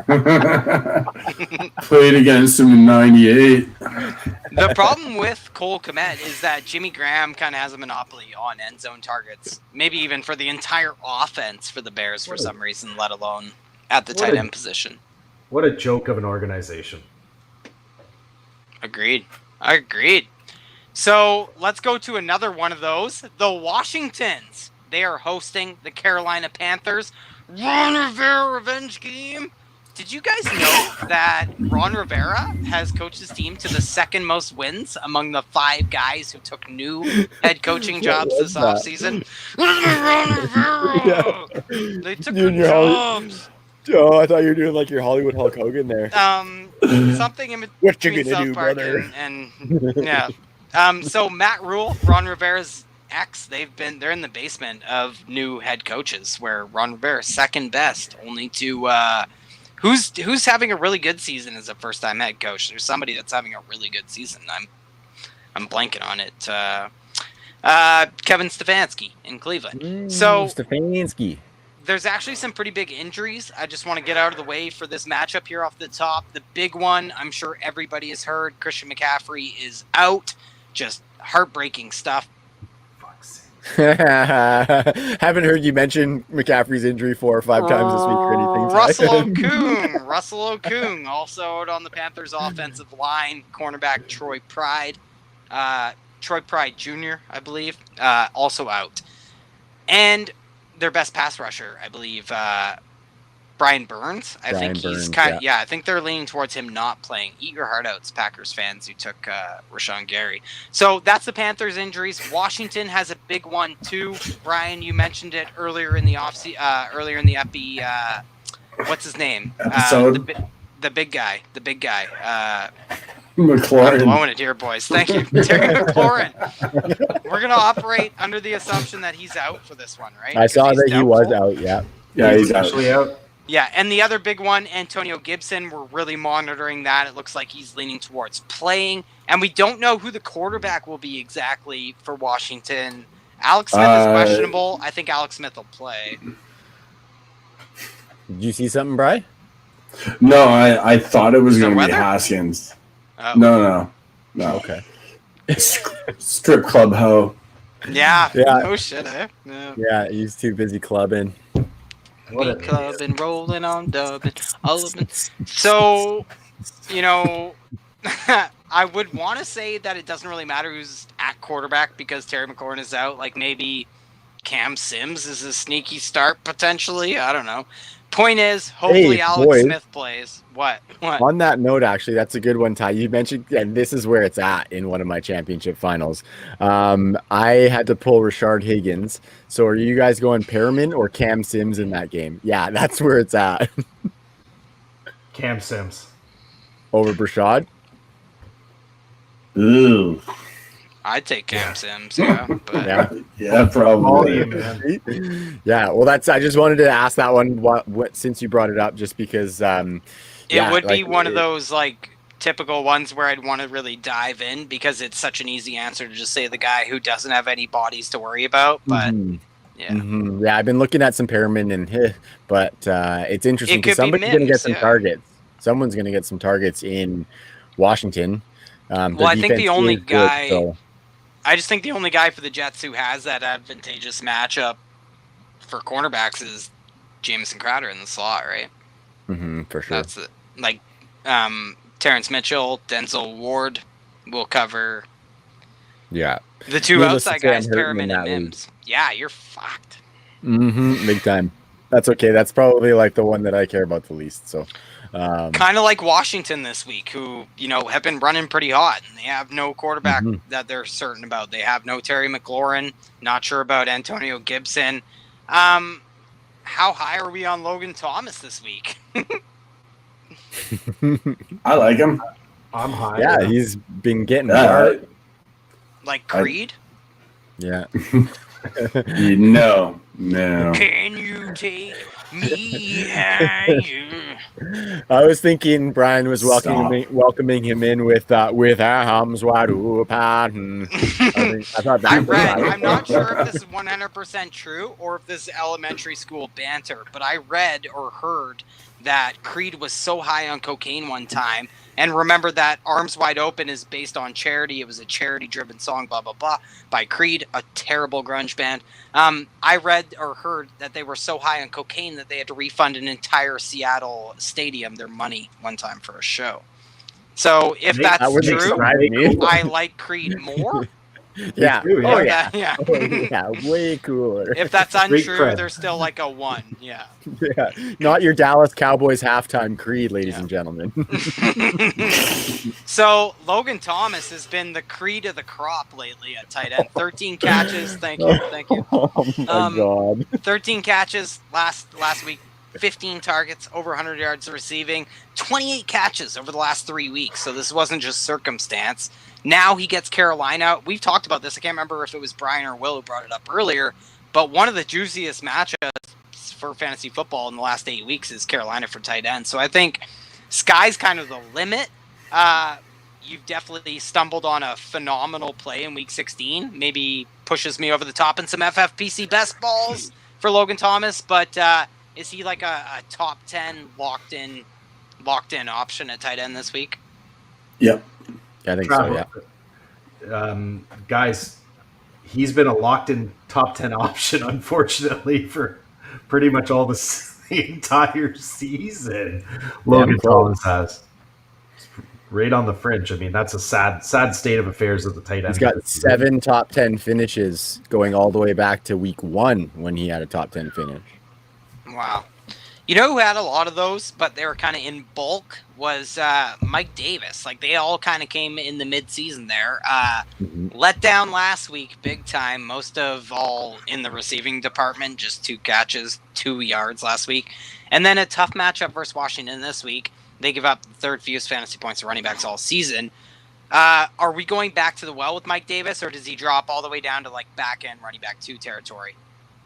That's where he's at for me, I think. Sour taste. I've been seeing Rodney Smith get a little bit of work too, and like just kind of coming in there at weird times just to vulture some work from Mike Davis. And I think with that matchup, like you said, Ty, I think he's got to be kind of back in running back too. He's not what we saw earlier this season, that's for sure. So you're playing Jonathan Taylor, even in a tough matchup against Pittsburgh over him? Yep. What about Kareem Hunt? Yeah. With all the news, we're playing him easily over him. Yeah. Yeah. Oh, yeah. What about either Washington back, like pending health with Antonio Gibson? Who would you play between Mike Davis and Antonio Gibson? I go Davis. I think I'd probably go Davis there too. I think actually Smoke in the chat earlier said that Gibson was in this week too. I think he said that earlier. Yeah, he's. I think we wonder what his role will be. That's sketchy, though. Sketchy. Remember when Saquon came back from a high ankle sprain last year and didn't do shit? I'm not playing Gibson. Especially in the title matchup, right? We got to remember these are title matchups. So. Yeah, but I think the other thing we need to remember is that the Panthers have given up the 4th most fantasy points to the running back position over the last 6 weeks. So it's a really good matchup. Like, what do you guys think the role looks like between Gibson and McKissick if Gibby goes? Like, does McKissick see all the pass catching no matter what? Does Gibson recapture the goal line role? Can both be fantasy viable against the Panthers in this nice matchup? I think coming off the injury, we might see a little bit of Peyton Barber as far as rushing work. So he scored the rushing touchdown last year. Yeah. And so like if Gibson's back and McKissick's getting the passing work, then Peyton Barber getting into that rushing work is going to be kind of rough on Gibson. So that's kind of where I'm sitting. That's a good call. I wouldn't touch any of them. That's pretty good. McKissick maybe. I mean, Gibby's got to be on limited snap share. I don't understand it from a Washington perspective. Why not save him for the playoffs? Mm-hmm. Oh, you're serious? No, I actually totally agree. If there's anything that could literally win you a playoff game, it's not Alex Smith. It's not any of these guys. It's Gibson. Yeah, Gibson. And their defense. Funny. And their defense, right? Yeah, exactly. I know that. That's how you milk. That's how you milk your defense is run the ball. Yeah, absolutely. I think and Gibby can do the that. interesting thing in this matchup though is that Carolina, like they kind of milk their fantasy points to running backs through the receiving game. Like they've allowed 82 catches to running backs this year, 5th most, and I think J.D. McKissick, he'll never get any love, right? Like he was more than serviceable in Gibby's absence, right? He's been serviceable alongside Antonio Gibson, unless you own both of them in fantasy, which I do in a couple leagues. You haven't really felt that, but good for you, Ty. You're sick, Ty. You are a sick man. Sicker than I ever imagined. Yeah. How many best balls I've won with 4 Patriots running backs on the same roster? I couldn't tell you.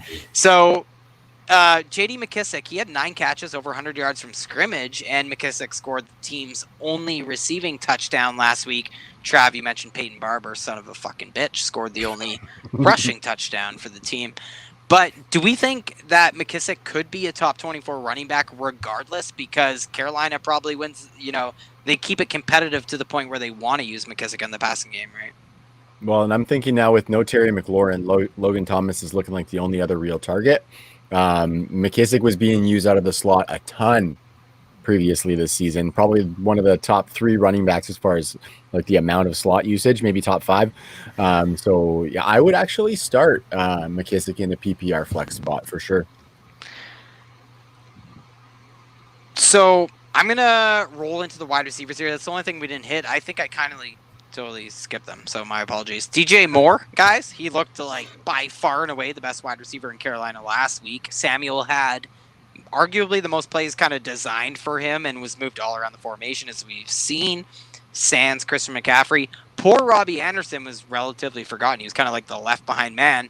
So, Will, you're our guy who has not been on as much as we would have loved to have had you on all year. So do it, rank them, label them for fantasy this week. Carolina Panthers wide receivers. DJ, and then going with Robbie, and then Samuel. So what's the separation there? Like, label them up. DJ, I still feel is an elite talent. Robbie's got the volume. C-Sam, he's gadgety. I love that about him, but also hate him about it. Hate that about him as well. Can he see some uptick because Christian McCaffrey's still out? Maybe. This is going to be a tough defense that they're playing against anyways. I don't think, the scheming and all that shit, I don't think it matters against the Washington defense. They are wise to that, are going to be tough to play against. So for that reason, I go with volume and talent. DJ Moore is the most talented. Robbie's got the volume. That's why C-Sam is number 3. Totally. Hey, Brian, when you just put your arm up, it looks like you have a Superman costume on, not an ugly Christmas sweater. Like, just throw your arm. This is ugly onesie. But when you throw the arm up, it looks like, and we can't see it's a full onesie? Attaboy. Yeah. Well, I can't get the full. Yeah, you might have to stand up because I really Team can't onesie, Bri. Team onesie. Dude, 6'4" is not fitting in this video. Sorry, man. So even if I stand at the door. Now you're bragging. Yeah. So, Bri, is Robbie Anderson squeezing into your lineup? Like, you really let down last week, Robbie Anderson, but 17.5 PPR points back-to-back games before the Green Bay game last week. Is he back in that conversation for you, back in wide receiver 2 or what? Nah, he's a wide receiver 3, maybe. I'll play DJ Moore, like Will was saying. I'm higher on him. I'm going to play him as a back-end wide receiver 2. Yeah. Well, I was going to say, like, both of them are in tough matchups. Like, any worries that both of them kind of fail? Kendall Fuller, Ronald Darby. Yeah, but just like when you broke down the Green Bay matchup earlier on today, you were talking about everybody up against Green Bay is in a bad matchup, but DJ Moore was still able to put up 130 plus yards in that matchup last week. I'm gonna bet on the talent in one of my championship matchups. I'm looking at it. I'm trying to figure out whether I'm playing DJ Moore and lock it, and I'm going with DJ Moore. I'm just that's easy. Rolling him out. Yeah. How cyclical is fantasy football, right? Like, we all worried about DJ Moore. We cried about him early in the season. Mm-hmm. Robbie Anderson. It's all coming full circle. It is cyclical. What does he say in Happy Gilmore? It's anyways. What goes around is all around, Ricky. So what about Curtis Samuel? Because that's a guy that falls into that conversation, sort of. We've always loved the talent. He's very intriguing because I don't know who he matches up against, but it'll be a nice matchup compared to the other two guys. So, what do you think about him this week, and what do you think about his ceiling for fantasy?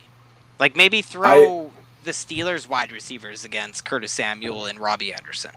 That's really tough, I know. So he Made him does look to the sky. He does have decent coverage. Jimmy Moreland's going to be covering CSAM, and so they're all in super tough matchups this week.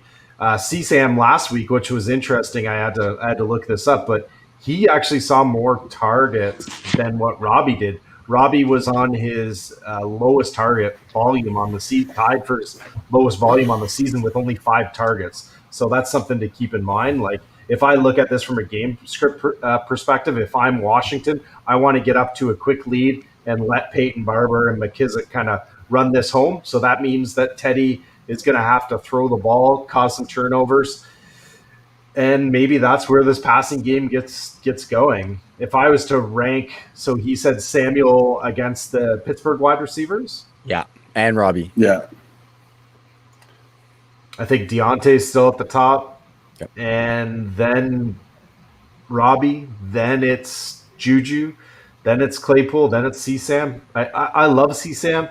I just don't see it this week. Yeah, I think I'm probably in the same boat as you. Samuel and Claypool is kind of close. I think I put Juju over Robbie, where you had Robbie over Juju. Robbie's ceiling's probably higher than Juju, actually, but I'm kind of a notoriously conservative player, so that's why I lean that way. If I'm like pulling the trigger and setting my lineups, I may actually force myself into going for Robbie because he does have, I think, higher upside than Juju, regardless of the matchup. But yeah, I definitely am with you. Curtis Samuel is probably the last of the bunch for me. Yeah, me too. Giddy up, boys. And we already talked a little bit of Logan Thomas. We're definitely not talking Ian Thomas. Battle of the tight ends. He's dead to all of us. Yeah, totally. And Ty, I would confirm that with Ty too, because Ty has been an Ian Thomas supporter before too. Yeah. Brian's back. Nice, boys. So looks like Ty just had to pop out for a quick sec. So I'm going to lead us in to the next matchup, and that would be the Buffalo Bills at the New England Patriots. So barn burner. It's going to be an interesting matchup. Hey, Ty. Yeah. We're just getting into the Bills and the Patriots matchup. Do you good to fly in? Sure. Did I dick up the show sheet a bit there on that one? No, you're good. Sometimes I don't, like, full disclosure, I don't get all the way down to the Monday Night Football game all the time.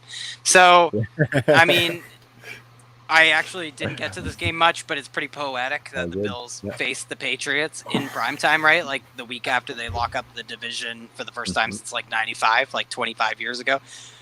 Or before Josh Allen was born, I guess. And they did it with authority. Before Julian was born. Shout out to Julian. And Ellis was probably, like 8 years from conception at that point. But a twinkle in his parents' eyes, yeah. But a twinkle, just stardust at that point. So they put up almost 50 points last week. The Bills, no Carl Sagan fans, eh? All right. I don't have the injury reports either, but I know there is like some injuries in this game. Julian Edelman might be back at some point, in our fantasy careers, in our working careers, before we're 65. So that's the one. Thank you, Trav. So Damian Harris is out. Let's just go right there then. Any interest in Sony Michel? Has actually looked respectable this year, or is it James White in a PPR league at this point? No. Yeah, James so White neither top even but 36 options probably, eh? I don't think so. The Bills' defense is heating up too. Yeah, 100% they are. Yeah. So, any worries about Josh Allen facing the Patriots? Like, nobody is not starting Josh Allen because he plays the Patriots. I mean, he exploded last week again. But yeah, does anybody worry about Josh Allen sinking you in your championship week? Like, would you play Jalen Hurts? That's the one I keep hearing is Josh Allen versus Jalen Hurts. That's one that Nick Sulsky from Monkey Knife Fight, I had him on the pod this past week. And that's what did he say? One that he has. And he said he's going to go with Josh Allen, but he says it's wild that it's closer than he would like it to be. And I'm with him there too. Like, you definitely have to give it second thought. Whereas 3 weeks ago, you would think somebody was crazy for giving you that question, right? So, I don't know. I just think Josh Allen is the guy who got you there. It's actually his third straight season with at least 8 rushing touchdowns. So he's always got that in his bag of tricks. So I'm starting Josh Allen. Hey, Brian, is there any weather concerns in this game? Nope. Really? So that would have made a bit of a difference for me. Yeah, because the only time we've seen Josh Allen fail to live up to expectations is basically in those games where there was some adverse weather effects that he was fighting against. So I think Josh Allen's like a money play this week because he's shown how angry he is. Last week against the Broncos, who could have picked him, he really gave him the middle finger. That was great. No, man, it's above freezing and light wind and partly cloudy. And Josh... Brian's on the double Doppler right now, boys. Got that shit handy. Yeah. That's beautiful. So you got my radar on. Well, you saved me with the earlier game because I didn't even think of that. Cam Newton. What about Cam Newton? Is he like this guy has more goal line carries than Kyler Murray and Josh Allen combined? And he is playing, if that was a concern for anybody. Yeah, no, thank you. Nope. Travis puts it politely in Canadian fashion. Devin Singletary is something we would all say except Travis until 2 hours ago. Could he be a player who's elevated his stock to like running back 2 status? Or is he still sketchy as fuck? Yeah. He's elevated from running back 4 to running back 3, maybe. And I think he looks like the best running back in that backfield right now. Like, I think he's the most effective guy in the backfield. But no. And I think the issue is, even if you think the Bills are going to win this game handily, we saw Moss in there last week, kind of playing the closer role. So that was frustrating. Before Singletary, we remember last week he broke the big one off. Phrasing. John Brown, what's his status? Break a piece off of this week. Smokey Brown, he's back on IR, I'm pretty sure. Yeah, so he's not playing. I don't know. Apparently I can't follow his injury status. It's been a bit of a weird one. Remember last week I was like pretty convinced he was playing for some reason? Well, he did. Like he came off of IR. He might play. He came off of IR. He practiced, and then they tossed him right back on it. Maybe it's a little bit of a loophole fucking the system there, hey? Activating him but then why wouldn't you just keep him on it? So I don't know. But anyway, certainly a year of loopholes. I mean, Diggs and Beasley have been fine on their own. I mean, both went over 100 yards receiving last week. Their 19 combined catches were almost 70% of Josh Allen's 28 completed passes against Denver last week. Diggs did suffer a foot injury versus Denver last week. Extra 2 days of rest. Does anybody worry about Diggs?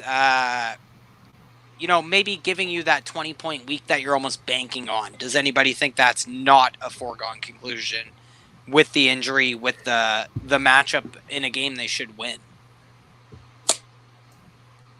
I think it could be capped a little bit, but you're still rolling him out there. He's been performing for you all year long. You can't sit him now. You're going to roll him out there, and if you think you might need some safer points, you'll make it up on roster construction in a different spot. Yeah, it's well put. I actually have to check Stephon Gilmore's status. I'm not sure. I thought I saw that he's out. I'm looking at him right now, but I'm not sure. I thought he was out too. Yeah, so that's just an extra feather in Stephon Diggs' cap this week. Cole Beasley, baby. Yeah, so terrific PPR game last week, but he scored under 5 fantasy points in the first game against New England in Week 8. So since that game, he's kind of been a ridiculous roller coaster since the first game against New England. Here's his last 6 outings for fantasy: 7 points, 28 points against the Cardinals, 9.5, 28 points against the 49ers, back down to 9 points in Week 14, and this past week back up to 19 fantasy points. So following a trend, Brian, are you not worried about the big dip this week, or is he's a solid wide receiver 2, wide receiver 3? Yeah, no, I'm rolling Beasley out. No problem. Yeah. Is it because of his floor? Like, would you pivot off him if you were in a big hole? Or do you think he still has a ceiling? I think with Diggs being banged up, you could argue a high ceiling for him as well. And Will was saying earlier, he's seen a lot of the red zone targets, so you have that touchdown upside with him. And he's not a sexy player. Like, he's a white rapper from the trailer park, but you're going to throw him out. So, you wouldn't go so far as to say Gabe Davis, if you're in a big hole, is a better play than J-Rock, would you? No. No. J to the ROC. So, what about J to the AK? I got Jacoby Myers here. I did want to ask about him because he went over 100 yards receiving last week. 6 straight games under 60 yards before that. But he just dominates the market share. You know what I mean? So, yeah. Take it or leave it with Jacoby. He's getting trade A, and I'm going to leave it. Yeah, Jabroni Myers. Still doesn't have a touchdown this year. If you I'm sure I'm not the first one to make that joke, but it still tickled me. It's just he has the most catches and targets in the entire NFL of any player without a touchdown right now. So Jacoby Myers, it's bound to happen. Y'all laughed at me with T.Y. Hilton. So yeah, Jacoby Myers, exposure in GPPs. We're getting pretty close to one. That's pretty Will's much favorite talking pieces. Will Dawson? He wants to talk about Dawson Knox. Yeah. Okay. Scored last week. He did. Career high in targets the week before. What's been interesting about Dawson Knox is, contrary to popular belief, I've actually liked him. I just thought that with Diggs coming into this system, and it's been true, is that Diggs has taken a lot of the targets that Knox was getting last year, like up the seam, in the open field. But what they've done is they've transitioned Knox into the red zone. Over the last 4 games, he has 6 targets in the red zone, and he's been getting touchdowns. That's why he's been fantasy relevant. In the last out of those last 4 games, he scored 3 times. So they're going to him and Beasley in terms of in the passing game in the red zone. And if he can squeeze one in this week, then he's going to be a viable play. Without a touchdown, though, Dawson Knox has 0 value. Well put. Josh Allen loves those tight ends in the red zone this year. That's right. Mm-hmm. So is there any concern, though, just to, with Bill Belichick, we saw what, he's been famous for shutting down the other team's best weapon, right? We see it time and time again. Does he make a game plan to shut down Josh Allen, or does he give a shit? He's going to try. I think he does, but it doesn't work. Yeah. I think that's the most under-talked about thing with Josh Allen. We could talk about how the guy never had a 300-yard passing game, and now he's put up a bevy of them, the second most in the NFL. We could talk about the deep passing accuracy that I shit on him for the last 2 years straight. But what it comes down to is that he's doing everything well. He's hitting, in the intermediate. He's accurate this year. Play action in the red zone. There's almost nothing you can look at that he's not crushing, and it all just comes back to being such a well-oiled machine, in my opinion, in Buffalo. It's what the Patriots could only hope to be at this point with Canadian-born play caller, future head coach Brian Daboll calling plays. But Sean McDermott, I think, has shown the ability that I never honestly thought that I didn't know if he did possess it. I don't know if the majority of coaches do. But he's really adapted, and I really appreciate what the Bills have done. Is a well-oiled machine is the only way I could put it this year. Mm-hmm. So I don't worry about it too much. No. Yeah, I think you're right, Ty. It's not Anthony Lynn, right? Which is interesting as a defensive head coach. But I do still have. Mm-hmm. And I think that's what we're seeing in the NFL is that's the only way a defensive head coach might be able to, survive. We look at that's what I was talking about off air before we even got on tonight with Robert Saleh is, it'd be awesome if he got a head coaching job. I think he would be the most qualified human being on the planet to take a vacant head coaching job. But at the same time, you look at somebody like Vic Fangio, and I would have said the identical thing about him last year. And he has Drew Lock. He has everything else. He just has Drew Lock and a poor offensive line. He's the best offensive line coach in football, but he has Drew Lock. And he hired Pat Shurmur. All right. I think Bad- on that note, Bad fellas, choice. on some Shurmur slander, should we fly out of here? Yeah. Will, it's you said that there was no way we were keeping you up till 1 o'clock in the morning, and it is 1:36 in the morning where you're at. Boys, You don't sleep though. You're nocturnal, so you're good. Boys, I couldn't stay away. Once the takes and once the talk started, and Brian kept winking at me, I just had to stay to see it through to the end. Well, that was fun, man. It was really That's good why I to get hopped you out on. a couple times. It wasn't my Yeah. connection. Yeah. It was to keep those two separated a little bit. Yeah, exactly. Thanks, Yeah. I didn't want the fighting fish right beside each other. Yeah. So yeah, Will, thanks for Thanks so making much the for coming time on, to Will. get on the spot. No, Like, my we hope pleasure. we Thank can you. do it a lot Awesome. more this off season. Anybody who's still kicking around, thank you for watching and hanging out with us and soaking up the fantasy goodness. I hope you guys took some from it. So as I was saying, that's Will Harris. You can find him at It's Harris Time. We got Brian at the FF80 Aviator. Thanks again, Bri. And big shout out to your wifey on giving you your birthday present early. She shot an email through the website on a stealth mission to find a good microphone for you, and so you debuted a brand new mic tonight. I gave your wife some pointers on a couple of mics that she should look at, and she definitely came through big for you. Hopefully it sounded okay. You sound good, brother. Yeah, you sound good. So Yeah. that's dope. Yeah, Tell me again. And then you sounded so good.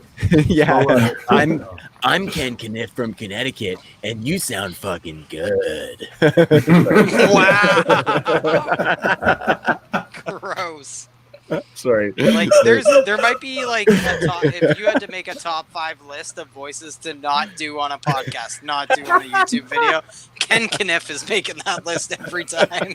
Yeah, but was it like a pretty decent Ken Kniff at least? So like you could at least tell what it was from, and it wasn't just like a. But that's my point, Travis. I don't think you want to be hitting that one on point.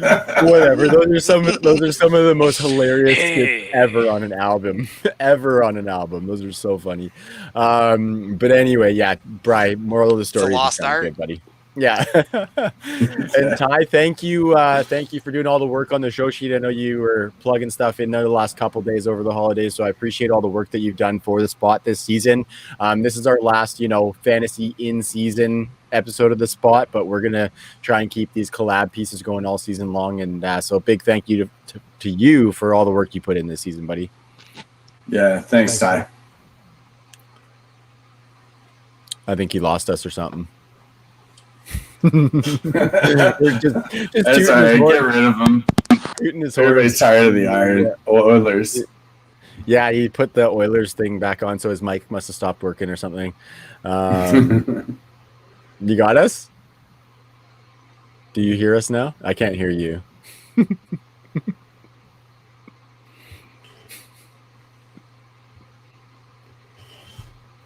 Any of our audio? It's good radio.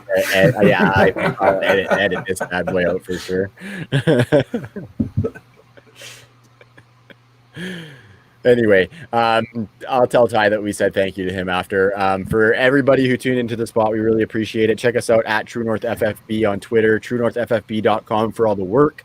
And yeah, check out the TNFF network because we got 5 weekly live shows. Will does the Jet Sweep show with Smokey Nelson, and that is moving to Monday nights, if I am correct, right, Will? That is correct. Monday night. All right. And so, yeah, tune into the TNFF network on YouTube for that. Thanks, everybody. We will talk to you soon. Hope you have had a happy holidays and a happy new year. Peace. Merry